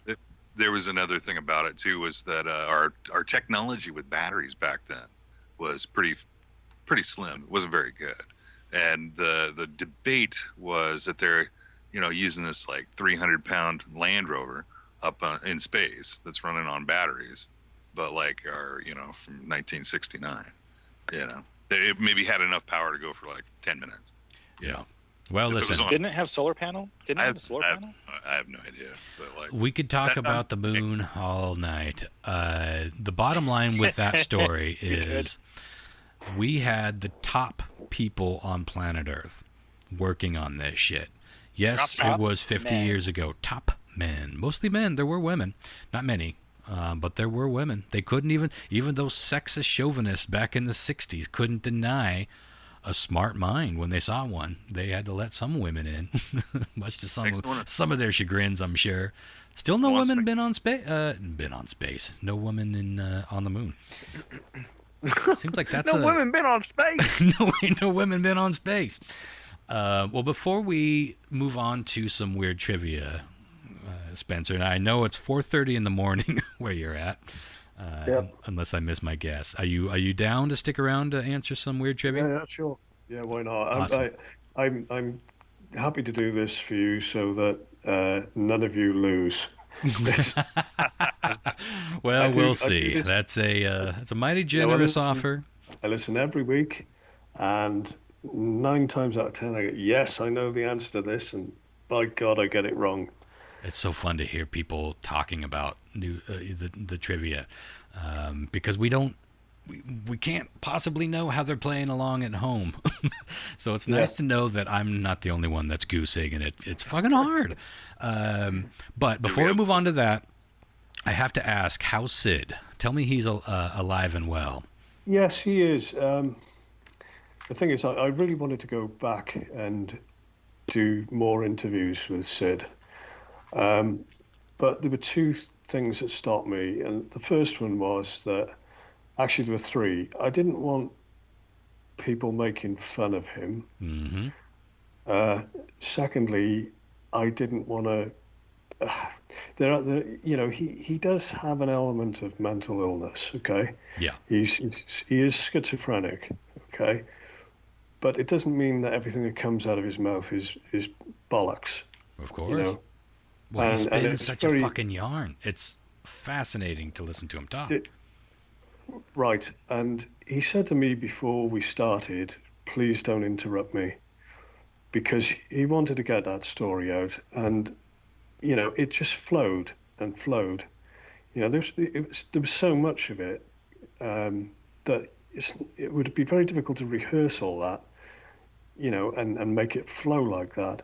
So I did want to go back and do parts 2 and 3 and maybe parts 4, but I didn't want to be accused of making fun of him or making him worse. Yeah, you want to be sensitive about it. Yeah, but then also he sort of decided he really got into YouTube, and then he started watching all these people talking about their experiences, and I felt that it was going to cloud his own story then a bit. So, boy, YouTube could be really interesting for a schizophrenic. It could be soothing and comforting, but also very, very, very damaging. That's a tricky situation for someone like that. There were things about his story that, I got to be honest, I don't know how I didn't burst out laughing when he was telling me. Yeah. Because I. Fucking Kylie Minogue. I mean, that Minogue, one line lives on an infamy in the show. Yeah. But that was after a Listen, fascinating fucking tale. Yeah, I mean, yeah, I mean, if you think about it, he was saying at one point that the Greys were out in his garden and they were trying to entice him out there by making out that they were Shania Twain because they knew he was into Shania Twain. That's right. And I said to him, I said, well, were they, like sort of imitating her voice? And he said, no, they weren't. And that's how I knew they wasn't Shania, And he could have said, oh, yes, he did a very convincing Shania Twain, and, I nearly went out there, but no, he didn't. Yeah. Well, he could have just, he didn't come across to me as some of the people I listen to on podcasts that just talk utter bollocks all the time. It was different, very, very different from what I hear from a lot of people, who all sort of have intertwining stories. His was really quite different. Well, wherever it's coming from, it's a fascinating listen. Maybe I'll put that up as a when we miss a week on the How Bizarre. That, for anyone that doesn't know, Sid was an individual that Spencer brought to us years ago on the old podcast, and he interviewed him. It's hard to sum it up. Beyond that, honestly, you just have to listen to it, and it just kind of goes. It's like this seamless flow of consciousness, and it's a fascinating tale. And when I was listening to that episode, of course when I finally really took it in, I was driving over the pass with my wife at the time. We were heading to Seattle, and I was just like, we both almost said it at the exact same time. We're like, we stopped it and we're talking about it, and like, whatever this is, it's inspiring so many song lyrics, like so many comic book ideas, so many movies. Like, that motherfucker is basically just giving you a wealth of creative visions and scary thoughts, and you know what I mean? It was just like we found it inspiring on that level. It was a really interesting one-of-a-kind interview. Yeah, a lot of what he said was actually, as described by a friend of mine who listened to it recently, hard going. Mm-hmm. Especially when he was talking about this sort of ring of people that were trying to get him into paedophilia and stuff. Mm-hmm. Led by Kylie Minogue. Yeah, exactly. She's from Zombie God, I think, isn't she? Yeah, that was one of my trivia questions for the other guys at one point. Well, sounds crazy, but look at what's fucking going on. Look at what we're waking up to right now, which is these pedophile rings. Now, there's a lot of conspiracy theories that take these to a wacky level, but we're learning shit that 5 years ago we probably would have scoffed at. We're like, there's no such thing as a fuck island where billionaires and politicians and all these people get together and have sex with underage women, underage girls, and get recorded and the whole thing. What do we know now? Shit is crazy. So when you hear somebody going off about, this is a tricky thing with people that seem like they could be batshit insane on one hand, or more in tune. What's the difference? Like, what if somebody is like really in tune to what's going on, and they're really like an empathic personality, and they're picking, it's like they're a radio that's tuning in all these signals that a lot of us aren't tuning into. Those people exist. I think we all realize that those people exist. Well, let me put it this way. What if you went to your GP and said, listen, I'm being tormented by a paedophile ring and grey aliens. They're going to say, yeah, mate, you're batshit crazy. Take this concoction of drugs and you'll be fine. Well, they've labelled you batshit crazy. All of a sudden now you're taking a load of drugs that suppress everything and make you walk around in a trance or whatever. And that's it. It's so easy to stop somebody getting the truth out there, isn't it? if that is the truth. Yeah. And then he was talking about these paedophile people, as you say, long before we started getting all these stories about Jimmy Savile and Epstein. Ties in to some degree with Harvey Weinstein and this, because, you know, part of that pedophile circle was, why wouldn't people come forward and say that this was going on if this was going on? Well, why didn't they do that with fucking Harvey Weinstein? Some of them did. Some of them tried, and they got what your analogy with going to your general practitioner and talking about aliens and pedophilia rings. You know, they tried, and they were ousted, and they were, in some cases, blacklisted because these were powerful fucking men. So, yeah, it's an interesting thought. A depressing and scary thought, but yeah, I think I will rerun the Sid interview in the not too distant future. And if you do see him soon, give him our best, because there's no way to hear a story like that and not comment on it with your knee-jerk reactions. But we tried to be respectful of who and what Sid might actually be and what he might actually be saying. Either way, it's definitely nothing to make fun of, and we never did that on the show. So hopefully, no, that's true. Hopefully, you can talk with him about it. You know, he's a lovely, harmless guy. Yeah, he seems like a very gentle human. Yeah, he is, absolutely. You know, I've got a lot of time for him. Well, how about we get on to some weird ass trivia? Does anyone else have to take a pee break, or are we good? I'm good. I'll be honest, I snuck out a little while ago. So I'm good. I just want to make sure I'm being fair to everybody. I'm good too. Hey, I did have a question for you, Spencer. Do you guys just look at what's happening over here and go, "Oh my God"? Like, does it feel like that? I mean, all the time. Oh my God! Thank God. I don't feel like we do that with Europe, do we? We're the ones that are fucked up right now.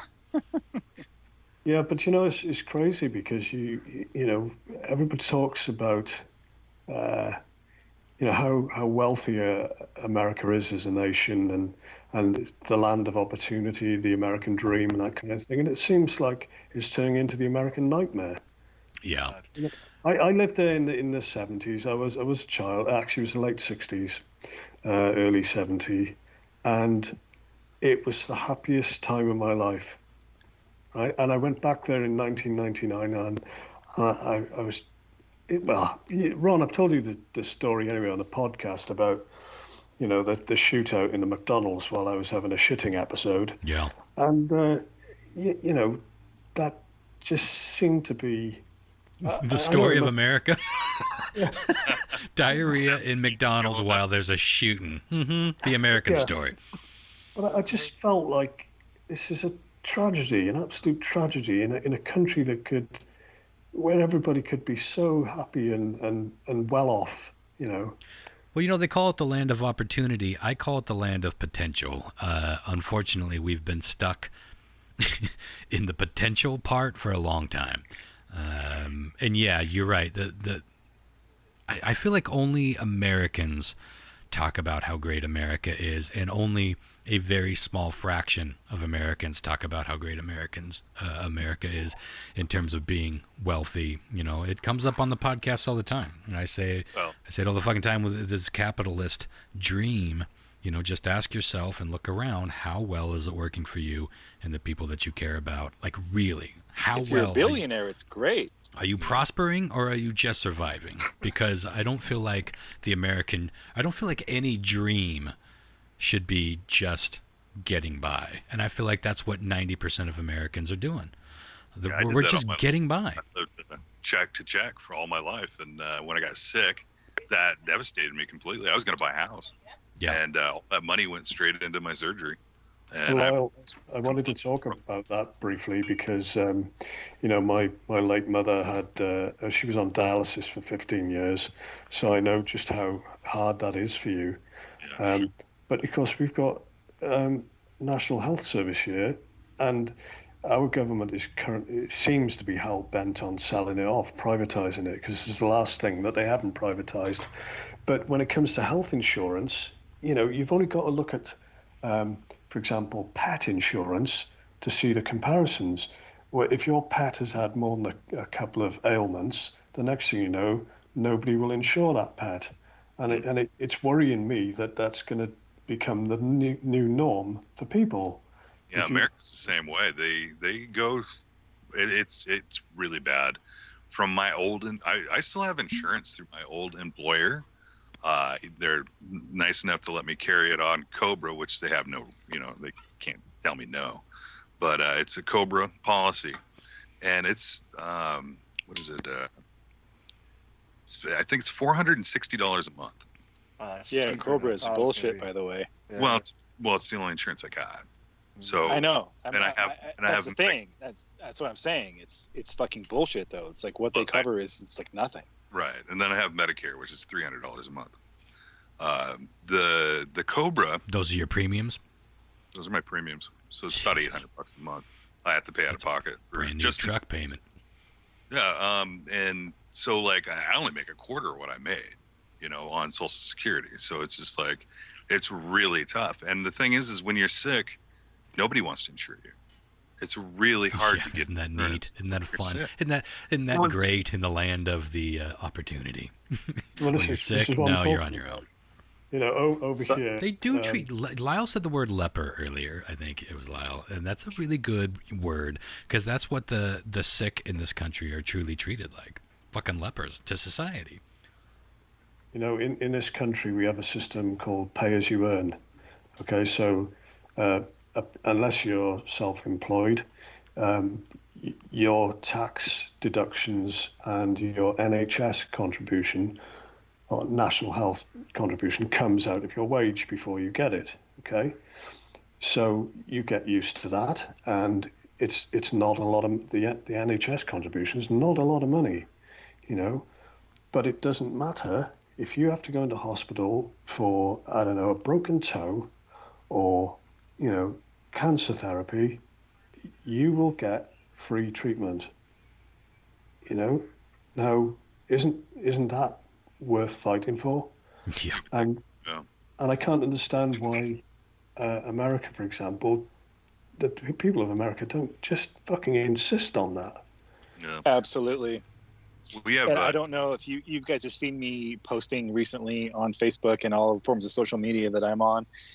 The book that I just read called "The Nordic Theory of Everything," looking for search for a better life, and it goes into all of that stuff, like all of the systems that the Nordic countries have as far as like taking care of their citizens and how it's like very misconstrued what that means to people in America. Like they think of those countries as socialist nanny states, quote unquote, and that's not what it is. And it's like they are just like they have systems in place to make sure that everybody is taken care of for all their needs to that level. But see, that goes back to that cunt mentality that I was talking about. It's like we are dealing with this in this country where the people themselves, to go back to your point, Spencer, is like, why aren't we railing against it? I don't know. I don't know why there are. I feel like half this fucking country has the mentality of like, what, you can't pull yourself up by the bootstraps and pay your fucking medical bills, you pussy. There's that attitude here. It's fucking insane. You guys, there's no true compassion. John Mark, we're not going to read your fucking spy Scandinavian book. Jesus Christ. How many times are you going to try to get us to trade on this red, white, and blue? Read the fucking book. The thing read the fucking book. It'll all make sense. The thing with our medical system, too, is that we, I'm not sure about it is over there, but we have a deductible to pay. So, like, your insurance, say you pay $500, $400 a month, but you have a $5,000 deductible. So you end up breaking your leg. Well, it costs $3,000. You still have to pay $3,000, and they're not going to touch it. And then and you still have $2,000 more to spend before the insurance company will even help you. Yeah, it's all bullshit. No, it is. It's a huge scam. And if I were to tell you how much it costs for me a week to go through dialysis, you would shit your pants. You've sent us some of your bills, and oh no, I have no response. Like I can't even. It's not even like I can't even just say sorry, dude. It's just like it leaves me speechless. That's the other thing. Why is this shit so goddamn expensive? Make it cheaper. Well, guys, my deductions, right, for tax and national insurance are about 22.5% of my wage. Okay, every week. So, people who earn a lot more money obviously pay more in national. They don't pay more in national insurance contributions. They pay more tax. Oh, but we don't know what that's like over here. It's a leveler, and I hear people in America talking about socialism as being an evil thing. It's not. It's about caring for people. Yeah, That sounds like people something in this country have been sold a bill of fucking say. goods as regards to what the word socialism. Yes,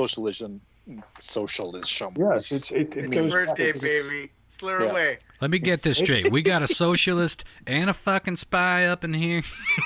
Yeah, well, there you go. I mean, you're talking about, socialists. What are they? Reds under the beds.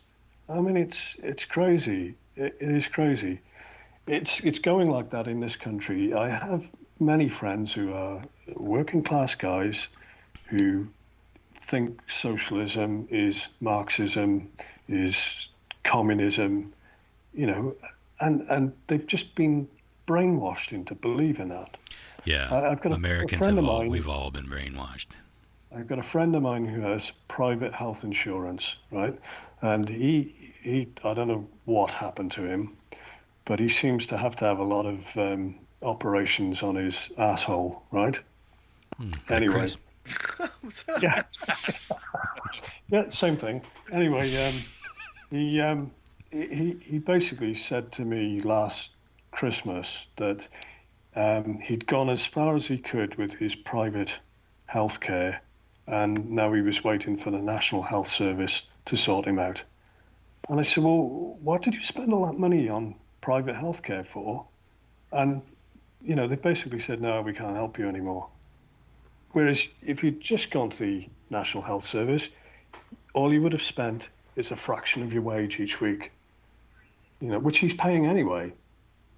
It's just insane. But he was standing on principles. Yeah, Yep. Absolutely stupid. Well, that answers your question as to why we over here aren't collectively railing against it, because so many of us, like so fucking many of us in this goddamn country, are standing on these fucking principles, and they don't even know. Just like the statues, they don't even really know what they're railing against or railing for, because they have this. That is the true type of brainwash. They have been programmed to think that anything outside of what this system in this country is lesser than the greatest thing on planet fucking Earth, or unholy somehow. There's a side of the whole picture, though, that a lot of people don't see, and it's the people that don't put into the system. It's the people that get all the shit for free, and that's breaking the back of the system together as a whole. That's not really a thing that's really happening, though. There's enough money in this country to take care of everything. You could only print so much money. Right now, that's all we're doing is printing money. No, I'm not talking about making more money. Lyle, I'm talking about telling you spending right now, the money we that have whole now. Lyle, I'm telling you right now, that whole concept that there's like people like breaking the back of the system and taking advantage of it, it's not true. It's fucking propaganda. Don't believe it. I live with it. I have a niece that is doing it right now. Well, listen, Child there are support, always going to be people that child contribute more than others. Yeah, but it's not like you might see something like that happening, but that's not what's the problem with our system. Well, also those people, it's just not it. Those people, oftentimes, and I don't want to take any of the blame away for people who are gaming the system. Most of these people aren't necessarily gaming the system, but even the ones that are gaming the system, they're gaming a fucked up system. And the point is, if you fixed that system, they wouldn't have to game it. There would still be people trying to be cunts. There's always going to be people trying to get more than what everyone else gets. That's just a part of human nature. But I think John Mark's correct. I think that this idea of this pocket of people that are siphoning off of us hard workers, that's kind of the least of our worries. Like I literally just read a book that goes into all of this shit and like explains all of this stuff. You guys need to read this book if you really want to understand. If you really want to understand. Which one is this? The Scandinavian it's spy called The Scandinavian Theory of Everything. You really I tell need you to what, read this John fucking Mark, book. how about instead of us reading it, Read it to us. we do a read it to us while I touch myself at night. How about we do we're going to give you an entire episode. You break us down some of the highlights. You have been pushing Scandinavia especially. Give us the highlights. Give us a breakdown. Reach out to that author. Let's get him on the fucking show. I bet we can do it. I'm kind of keen on him just reading it at this point. 10-part miniseries. Once upon a John Mark time. reads Oh my the God. fucking book. Once upon a time, I was right. Chapter 2. You kind of have to read it for yourself because it's like really, it's really intense. It's really involved. I can't and it masturbate goes and into a read, whole- John Mark. I think you could give us keynotes if you read it. I think it'd be good. Little I don't know, slideshow, man. PowerPoint. I want you to act it out with sock puppets and accents. I'll see what I can do, but like literally everything you've just been talking about, all the fucking like things that all the things, all the negative things that people come up with in this country that don't understand what happens in those Nordic countries are totally debunked. It's like that's just not what's going to happen or what really would happen if these systems were implemented properly. You know what I mean? Reach out to this author and see if we can get him on the show. If not, Fuck. we'll just I don't know talk if to you. that can happen, but I didn't know if my first hand job could happen, but I asked for it and I got it. Just to get the story straight, what I was talking about the whole printing money, it's the whole economy right now, the way it is right now. Because you know, a few months ago got a stimulus check. Next month you're supposed to be getting a stimulus check.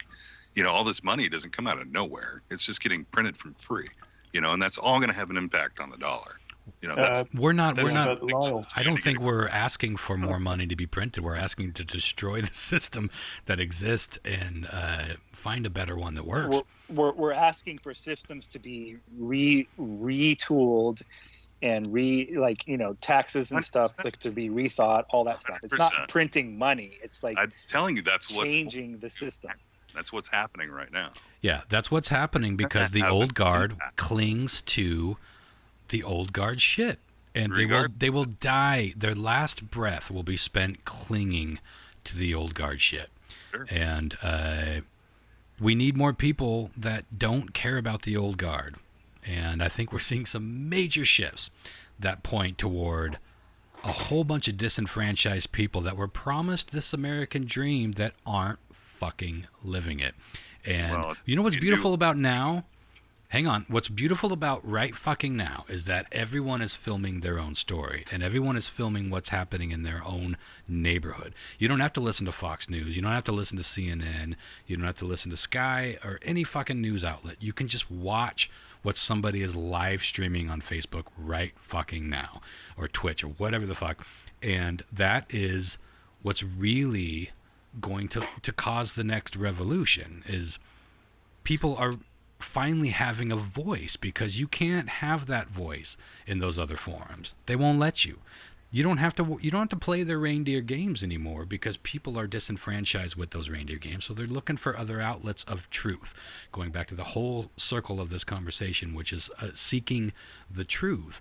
And Lyle, that's going to have to end up that's going to have to lead to a destruction of the current system, not an addendum or printing more money or changing the way we do the current system. It's got to be completely destroyed, because look at how different everyone else is doing things. I feel like so many people outside of the U.S. are already on the right track. Do you feel that way, Spencer? Do you feel like we're behind the times, us in the old U.S.? Absolutely. But I'll tell you this, right? If you just take a couple of months off from war, then you don't need to print any money. That's true. How dare you? First of all, this country is built on fucking war. Text me your address, Lyle, and I will send you this book to read. He doesn't want to read it. He wants you to read it. John Mark, if you want him you to read it too. We all want you to read it to us. Okay, well, we'll How have about to this? Come up with now, another shut show up. for that then. Here's what I propose. You want to talk about a Patreon bonus? How about John Mark reads Holy shit! his Scandinavian propaganda to us? We're calling this 20 bucker fuckers or more. Get exclusive clips of John Mark reading the rest of us this book. I think I know what John Mark's reluctance is here, right? What he's not telling you is because he's a spy, it's actually written in Russian. You son of a bitch. Yeah. I War. just don't want to admit that I know Russian. Yeah. All right. Well, let's get the fuck on. 20 minutes ago, I teased that we were going to do some weird trivia. This has been, by the way, thank you so much, Spencer, for setting your fucking alarm clock for 2:30 in the morning to get up and have this conversation with us. It's been fascinating to hear our similarities and our differences in our two necks of the woods, as they say. Really appreciate you joining us, and I'm super excited to have you sticking around for Weird Trivia, which is everybody's favorite part of the show. It's been a pleasure, and I wish I could do it more often than every 4 years or whatever it is. Yeah, 6 years. Don't get 6 cocky. years. We'll see you in 2026. Okay. Jesus, 2026. How far in the future does that number sound? More than 6, right? Yeah. I still feel like it's the 90s sometimes. More than 6. Anyway. Sounds like a fake Mars landing or something. Sounds like 15 or 20 years from now, yeah. All right. What you got for us tonight, Christopher F Hart? All right. Well, we have the standard fare here. I'm going to put you in this order. Ron, you'll go first. John Mark will go second.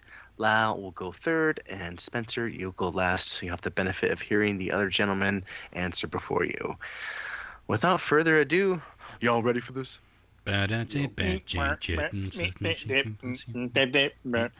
Spencer, give us your English addition to that. Oh, well, it would be a Boris Johnson pop cock. And there's Perfect. And there's the stinger. All right, let's do this. All right, question 1. A property line dispute in Maine took a dramatic turn a few weeks ago when a man hired 2 different land surveyors to come out and tell him if the garage his neighbor had built decades ago was on his property or not. He felt like the garage was on his property. As it turns out, both surveyors told the man that the garage his neighbor had built was exactly half on his property, so right down the middle. His response to this news was to do this. Was it A? He painted his half of the garage in a nauseating Pepto-Bismol pink. That is nauseating. Is it B? He cut the entire garage in half using a handheld Sawzall tool. Oh, okay. I have a couple of those. Is it C? He painted a line down the middle of the inside of the garage and set up a faux sex dungeon on his side. Or was it D? Was it D? He lit the entire garage. Excuse me. One more time. Words are tough. He lit the entire garage on fire, burned it to the... Nope. Burned it to the ground, and then tried to claim half of the insurance money. Oh, huh. Okay. Monster. Well, first of all, I'm fascinated by how you pronounce garage, because I think that most people use 2 syllables. I think you get her done in 1. That's all it needs. It's more Garage. The garage. You say garage. Yeah. I don't think I've heard that before. This is an interesting thing. As a homeowner, I've dealt with neighbors and issues and zones and borders. Boy, I'm trying to think what I would do in that case. I feel like the Pepto-Bismol paint isn't quite far enough. In cutting it, that's a bit extreme. And you could cause structural damage to their half. I'm going to go with... What was the sex-related one? He painted a line down the middle of the inside of the garage and had a faux sex dungeon on his side. I'm going to go with that, but don't you dare change the way you say garage. It's perfect. It's more efficient. I'd never heard it before. Okay. Moving on. Where are we at? Ron, you went with... I'm sorry. What did you go I'm with? going to go with, the sex dungeon. Oh, yeah. When in doubt. Okay. I'm guessing it's the wrong answer, but... Burn that fucker down. Burn it. Burn it to the ground. Okay. How do you burn half a thing down? Well, I think he burnt the whole thing. You Tried to just claim set half the fire shirt. and fucking Ew. into of I fate. stand by my answer, but Wow. I feel burning it down would be kind of like vandalism to the other side, because it's you're harming somebody else's property because it's not on your property. Even if you do, it's like having a tree that falls that you own onto somebody else's house that's still damaging their house. yeah. You could be charged with. But I don't think sizzling it down the middle would hurt anything too bad. And my Depends thing on with how this, it's, you would sizzle it down the middle just to take it down on your side, just to be a dick. Burning down the garage.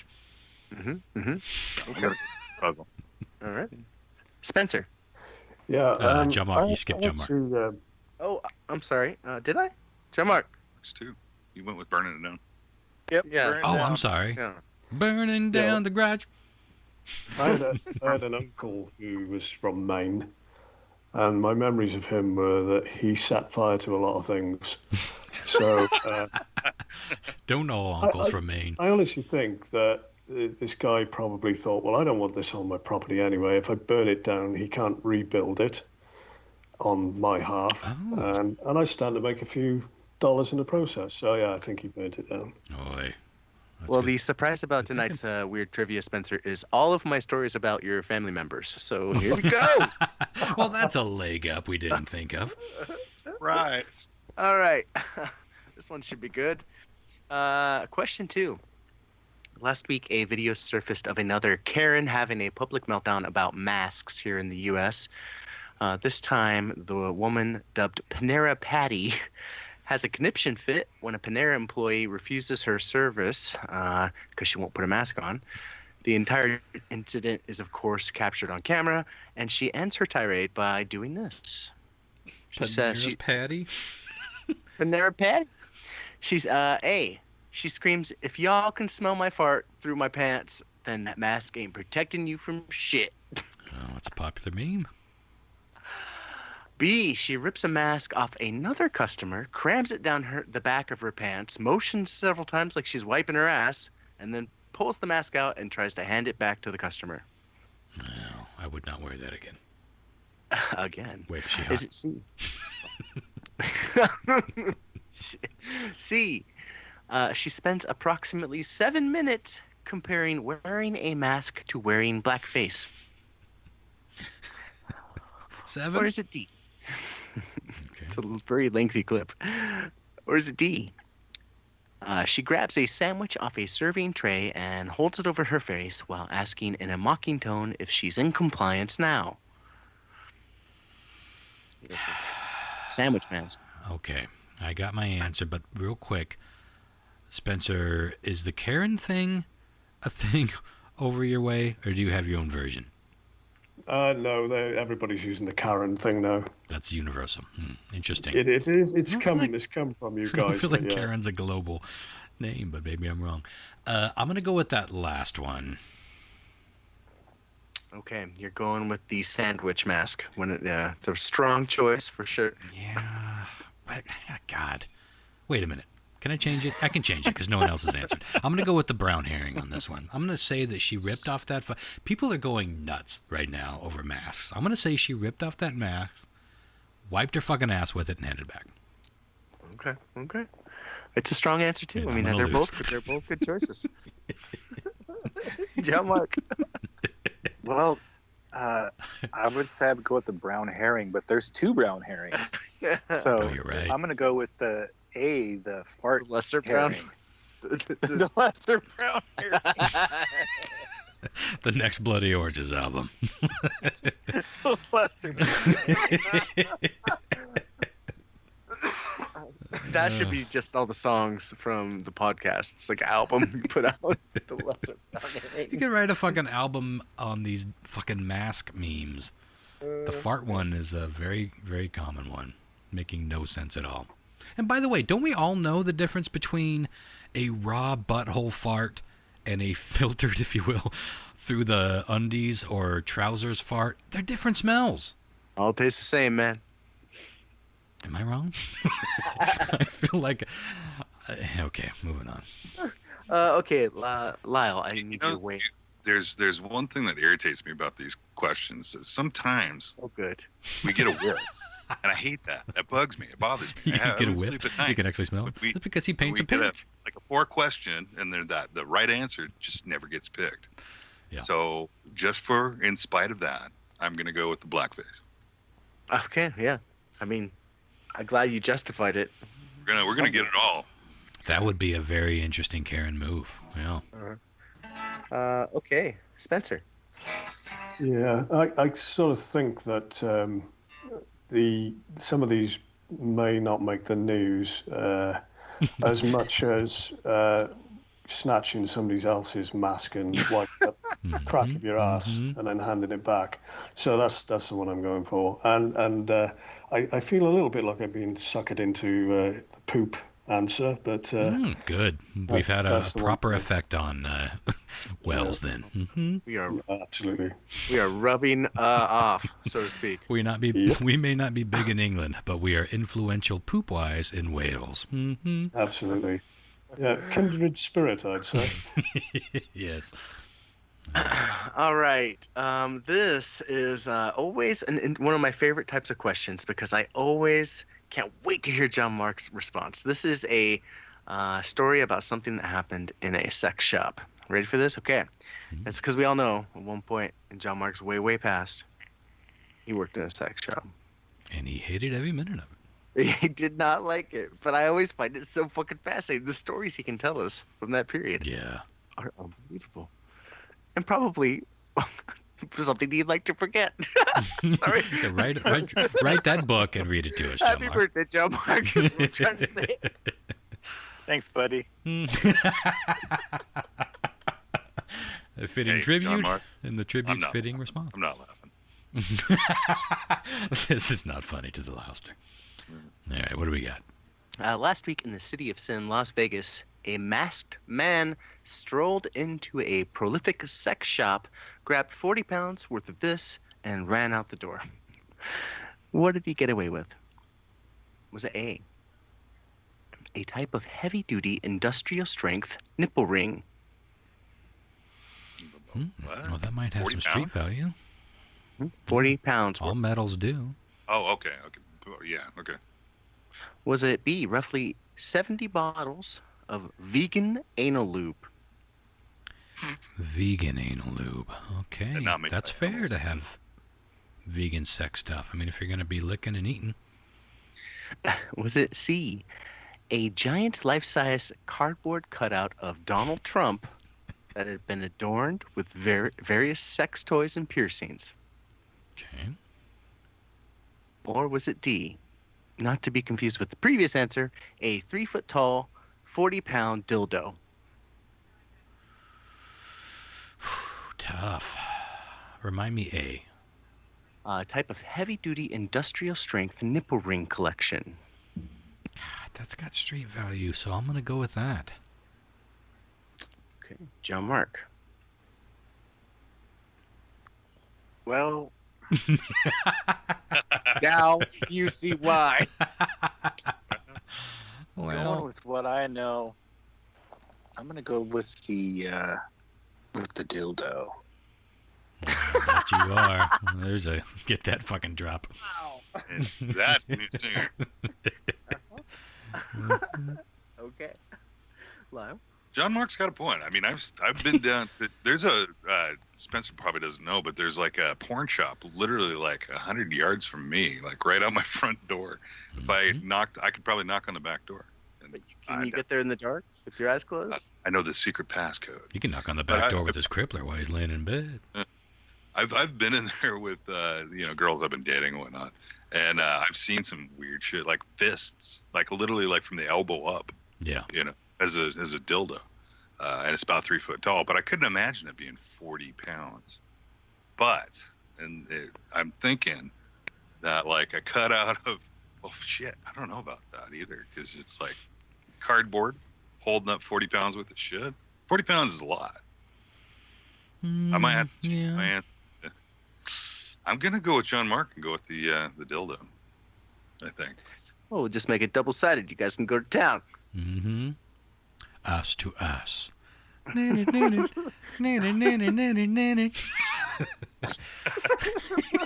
happening right now? Requiem of a Dream, anyone? Oh my God, yes. Most depressing movie I've ever fucking seen. The most depressing sex scene of all time. Spencer. Yeah, okay. Yeah, I've only ever been in a sex shop once, and I was quite surprised to find when I walked in there that nearly everybody in there was dressed as a traffic warden. And it's a kink I'm not familiar with. Well, yes, exactly. But it turned out they were all just sheltering from the rain. So, yeah. But I didn't see anything like 40-pound dildos. And I was just thinking about how far you could run with one of those, having stolen it. Sure. I reckon the one thing that would be worth stealing from there for a laugh that you might not get into too much trouble over would be the Donald Trump cardboard cutout. So that's what I'm going for. Right. Interesting. Nice well, we got one thing over you guys over on the other side of the pond. 40-pound dildos up here in the U.S. Well, what brought to my mind was a simian, if you know what that is. Simian. Yeah, the little the saddle thing that. Yeah. But. Yeah. All right. Question 4. It's a Florida Daily Dubs. This is an interesting story to me because I initially selected the story because of what was happening. But then I just kind of realized the meat of the story was truly the name of the woman involved. So the whole thing is about what her name is. Okay. Back in 2014, a 36-year-old Florida woman with a record of previous arrests was arrested again for, and I quote, shooting an offensive missile into a vehicle. I'm not sure what the fuck that means, but I found it fascinating. Yeah. So she's being arrested for firing maybe a flare gun. I don't know. Maybe she had a slingshot. Something. I don't know. Flaming turkey. Yeah. What was the arrested woman's legal name? Was it A, Anna L. Beadsworth, spelled A-N-A-L, Beadsworth? Uh-huh. Was it B, her name was Chlamydia Sandwich? Ooh, do not want. No matter how Was hungry. it C, her name was Crystal Metheny? That's pretty funny. That tracks. Or was it D, her name was Rhonda Evans? Oh, God. Well, you know what I'm going to pick. Hey, the rarest This of all, is it? Ron herring. Is this the first Gap Ron herring? herring? This might be the... I feel like it can't possibly be the first, but it might be. They're all Ron But herrings, you know I'm going to pick it. Christopher basically makes this game, I swear to Christ, like, how does Ron lose the most? Well, I'm out of ideas, so I'm just going to put his name in the fucking answer, and I know he'll do it. Yeah, I'm going to go with Rhonda Evans, which I believe is what you have me as in your phone, and I didn't realize that until you recently posted those pictures of us, which are screenshots in your phone. It's like, I'm Rhonda Evans. Hilarious. You're still Chris Rofu in mine. It was supposed to be Chris Tofu, which was just a stupid play on your name, but I mistyped it as I do, and it's Chris Rofu forevermore. All right. John Mark. Didn't say it was an interesting story. I'm going with A. That was it. Anna L. Beadsworth. That's pretty fucking good. Uh-huh. That seems too. That's like seems too on the nose. But Can't you fucking just picture A. that on a poster? Mm-hmm. Yeah, I'm doing it. Yeah, I feel like the chlamydia one would be somebody thinking they're fancy. You say Killamedia? Yeah, That's a hell of a rap name right there. Introducing the Killer Media. That's the mutated version that just fucks you up. So what are you going with, Lau? I told you the chlamydia one. Oh, Killer Media. Well, thought you were just breaking it down. You know. No, it's just like some people have weird names. There's a girl I know recently that her name is God, what is it? Tyranny, which is like, I mean, it sounds cool, but if you think about what it actually means, it's kind of weird. You know what I mean? I know a guy named Brady Bunch. I know a guy named Ben Dover. I know a guy named Mike. Let's go around the horn here real quick before Spencer brings us home. Weirdest names that of someone you personally know. Mike Hunt. I know. Yeah, there is a Mike Hunt here locally. I don't know him, but does we used to kayak together back in the day. used to kayak with Mike Hunt. John Mark, I got nothing. you know Brady Bunch. You went to school with him, didn't you? I probably do, yeah. But... I got a friend that named this kid Everin, and I think it's fucking stupid. Everin. That sounds like a new Advil type. His name is Ryan, the dad, and they liked the name Everett and Ryan, and he liked his own name, so they combined them. I have an uncle, Mike, who was adopted, and when he was adopted, I mean, they gave him their surname, which is Box. The trouble is that he's Michael Thomas, so he's empty box. Oh no! Love it. Good. As much as I'd love to say Rhonda Evans. You're not an idiot, so. Well, I might be, because I've got a feeling you're not going to lose this one, Ron. It's going to be me. But yes, Anna L. Beadsworth for me. Yeah. I'm sorry. Say it again. The first one. Yeah. Oh, Anal L. Okay, Beadsworth. Yeah. Okay, let's go over the answers and see how we did.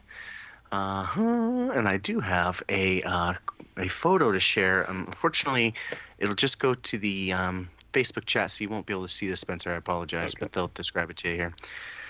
Okay, question 1. A property line dispute in Maine took a dramatic turn a few weeks ago when a man hired 2 different land surveyors to come out and tell him if the garage his neighbor had built decades ago was on his property or not. As it turned out, both surveyors told the man that the garage his neighbor had built was exactly on half of his property. His response to this was to cut the entire garage in half using a handheld saw tool. And the fucking photos are fucking great. Wow. Here we go. Right over to the Space Pod business chat there. But you can see what it looks like after he finished it up. Exactly as you would imagine. Although, yeah. That's messier than I would imagine. So, and it still stands. Yeah, plenty of structure left. It's a big garage. Mm-hmm. So, is this just how it is now? This just happened like a week ago, so I don't know if there's been an update yet. The article is really lengthy about the family's history of bickering. I guess they were good friends when the previous owner was there, and then he died, and the property went to his kids, and then they were like, "Well, we got to do something about this garage," and he was like, "Fuck off." That's where it ended up. Well, I've had, as you guys know, talked about it on the show years ago. I can't remember the details, but they made me cut down some trees, which I did, right. and then still sued me. And after I spent $2,000 cutting down trees, I won. But yeah, and then they immediately moved. It's like, God damn it, motherfuckers. Lyle got that correct, so he is on the board with the point. All right. Okay, question 2. Last week, a video surfaced of another Karen having a public meltdown about masks. She was dubbed Panera Patty. The end of the video, she screams, "If y'all can smell my fart through my pants, then that mask isn't protecting you from shit." Damn. John Mark went with that, right? Now, Mark did go with that, so he has a point as well. That's a ridiculous argument. We all know this, right? Yeah. It's not bad breath that's transmitting the fucking virus. It's your fucking spit. That's the whole point of the matter. I can't believe we're still having these conversations. But people just don't fucking get it. They don't get the spit factor. It's bad. It's all bad. Question 3. Last week in this city in Las Vegas. That was tough. A masked man strolled into a prolific sex shop, grabbed excuse me, a 3 foot tall, 40 pound dildo, 3 Damn foot it. tall, 40 foot tall, and just hijacked it out of there, popped it into his car, drove off. They've never been able to get it back. They said it had a pretty, what was it? It was a value of like $500 or something ridiculous like That's that. like something out of fucking Clockwork Would they- Orange. Would they want it back? It's a question. Yeah, no Yeah, shit. we brought it back. No questions asked. Here's the school. Okay, let's see. John Markham Lau got that correct. Further spurring them into a tie. Let's see where we go with our Florida So far, Daily Dubs. Spencer Ding, and ding, I ding, ding, are ding, in the ding, ding, gutter. ding, ding. Yeah, you guys. Sorry guys, not so good this time, Roster. You can see Not so my good my this plan time. to Mhm. craft these questions to befuddle you is working well. Spencer's as good as I am doing this twice a decade.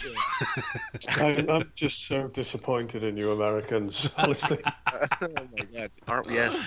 That's Yes. correct. That's the one correct answer. Mhm. Okay, back in 2014, a 36-year-old Florida woman with a record was arrested for shooting an offensive missile into a vehicle. Initially, I was going to write this question all about the crime, but the woman's name's really where my eyeballs just went to. And her name was Crystal Metheny. Oh, God damn it. So not my name then? God damn Not it. Rhonda Evans. Narcissistic twat. And you knew it. And you knew that you played the NARS card. Nobody got that correct. What which kind means of we friend have a plays little- the NARS card?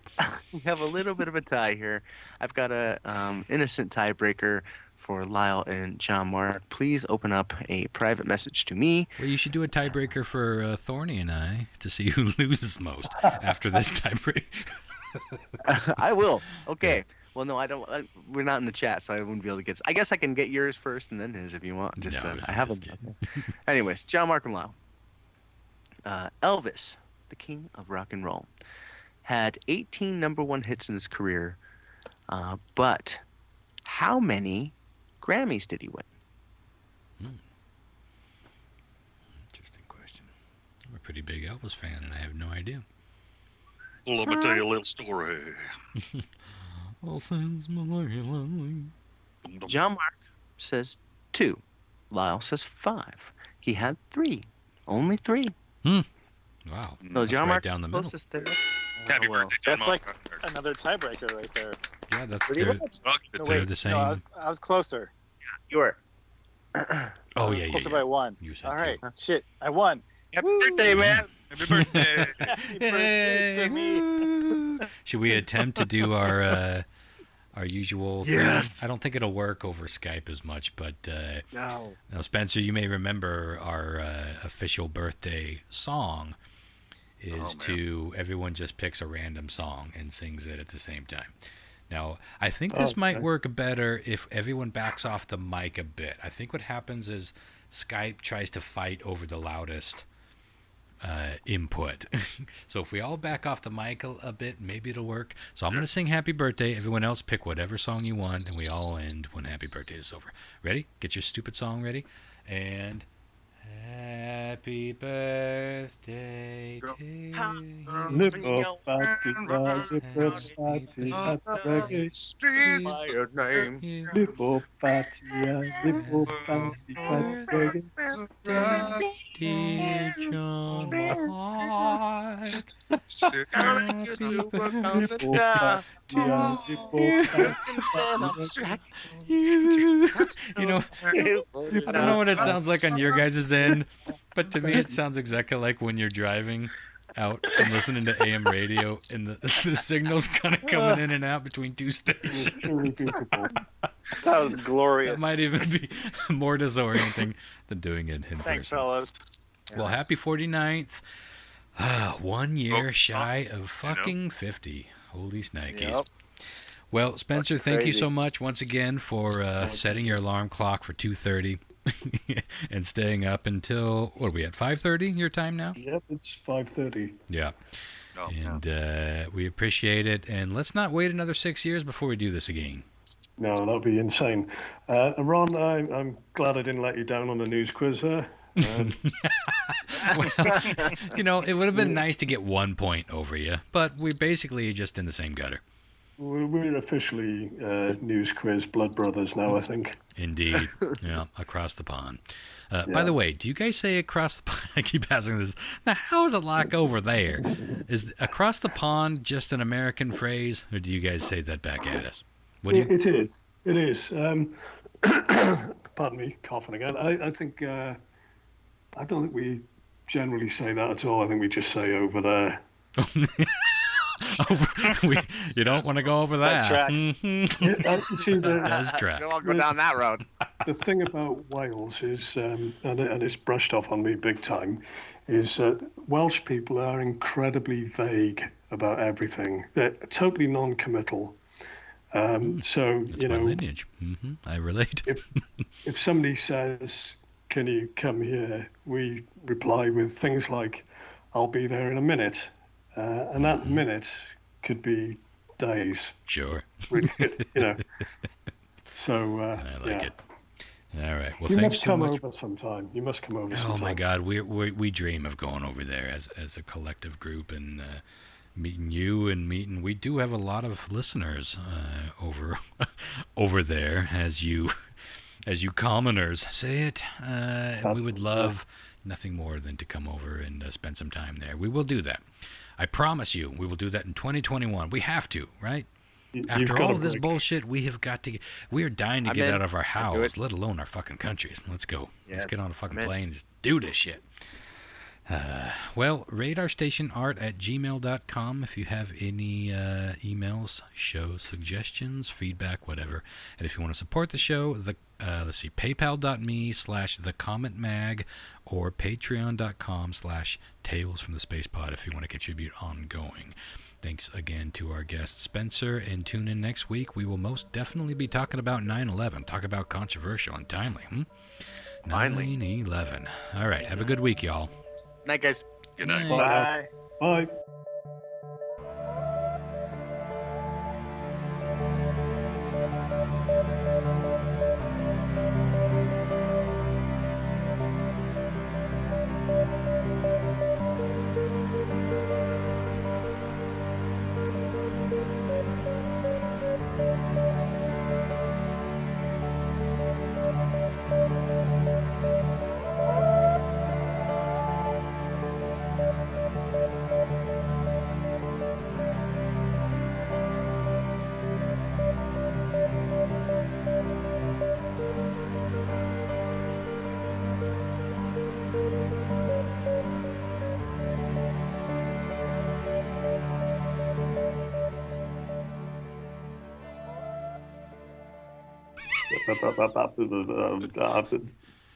Popcock.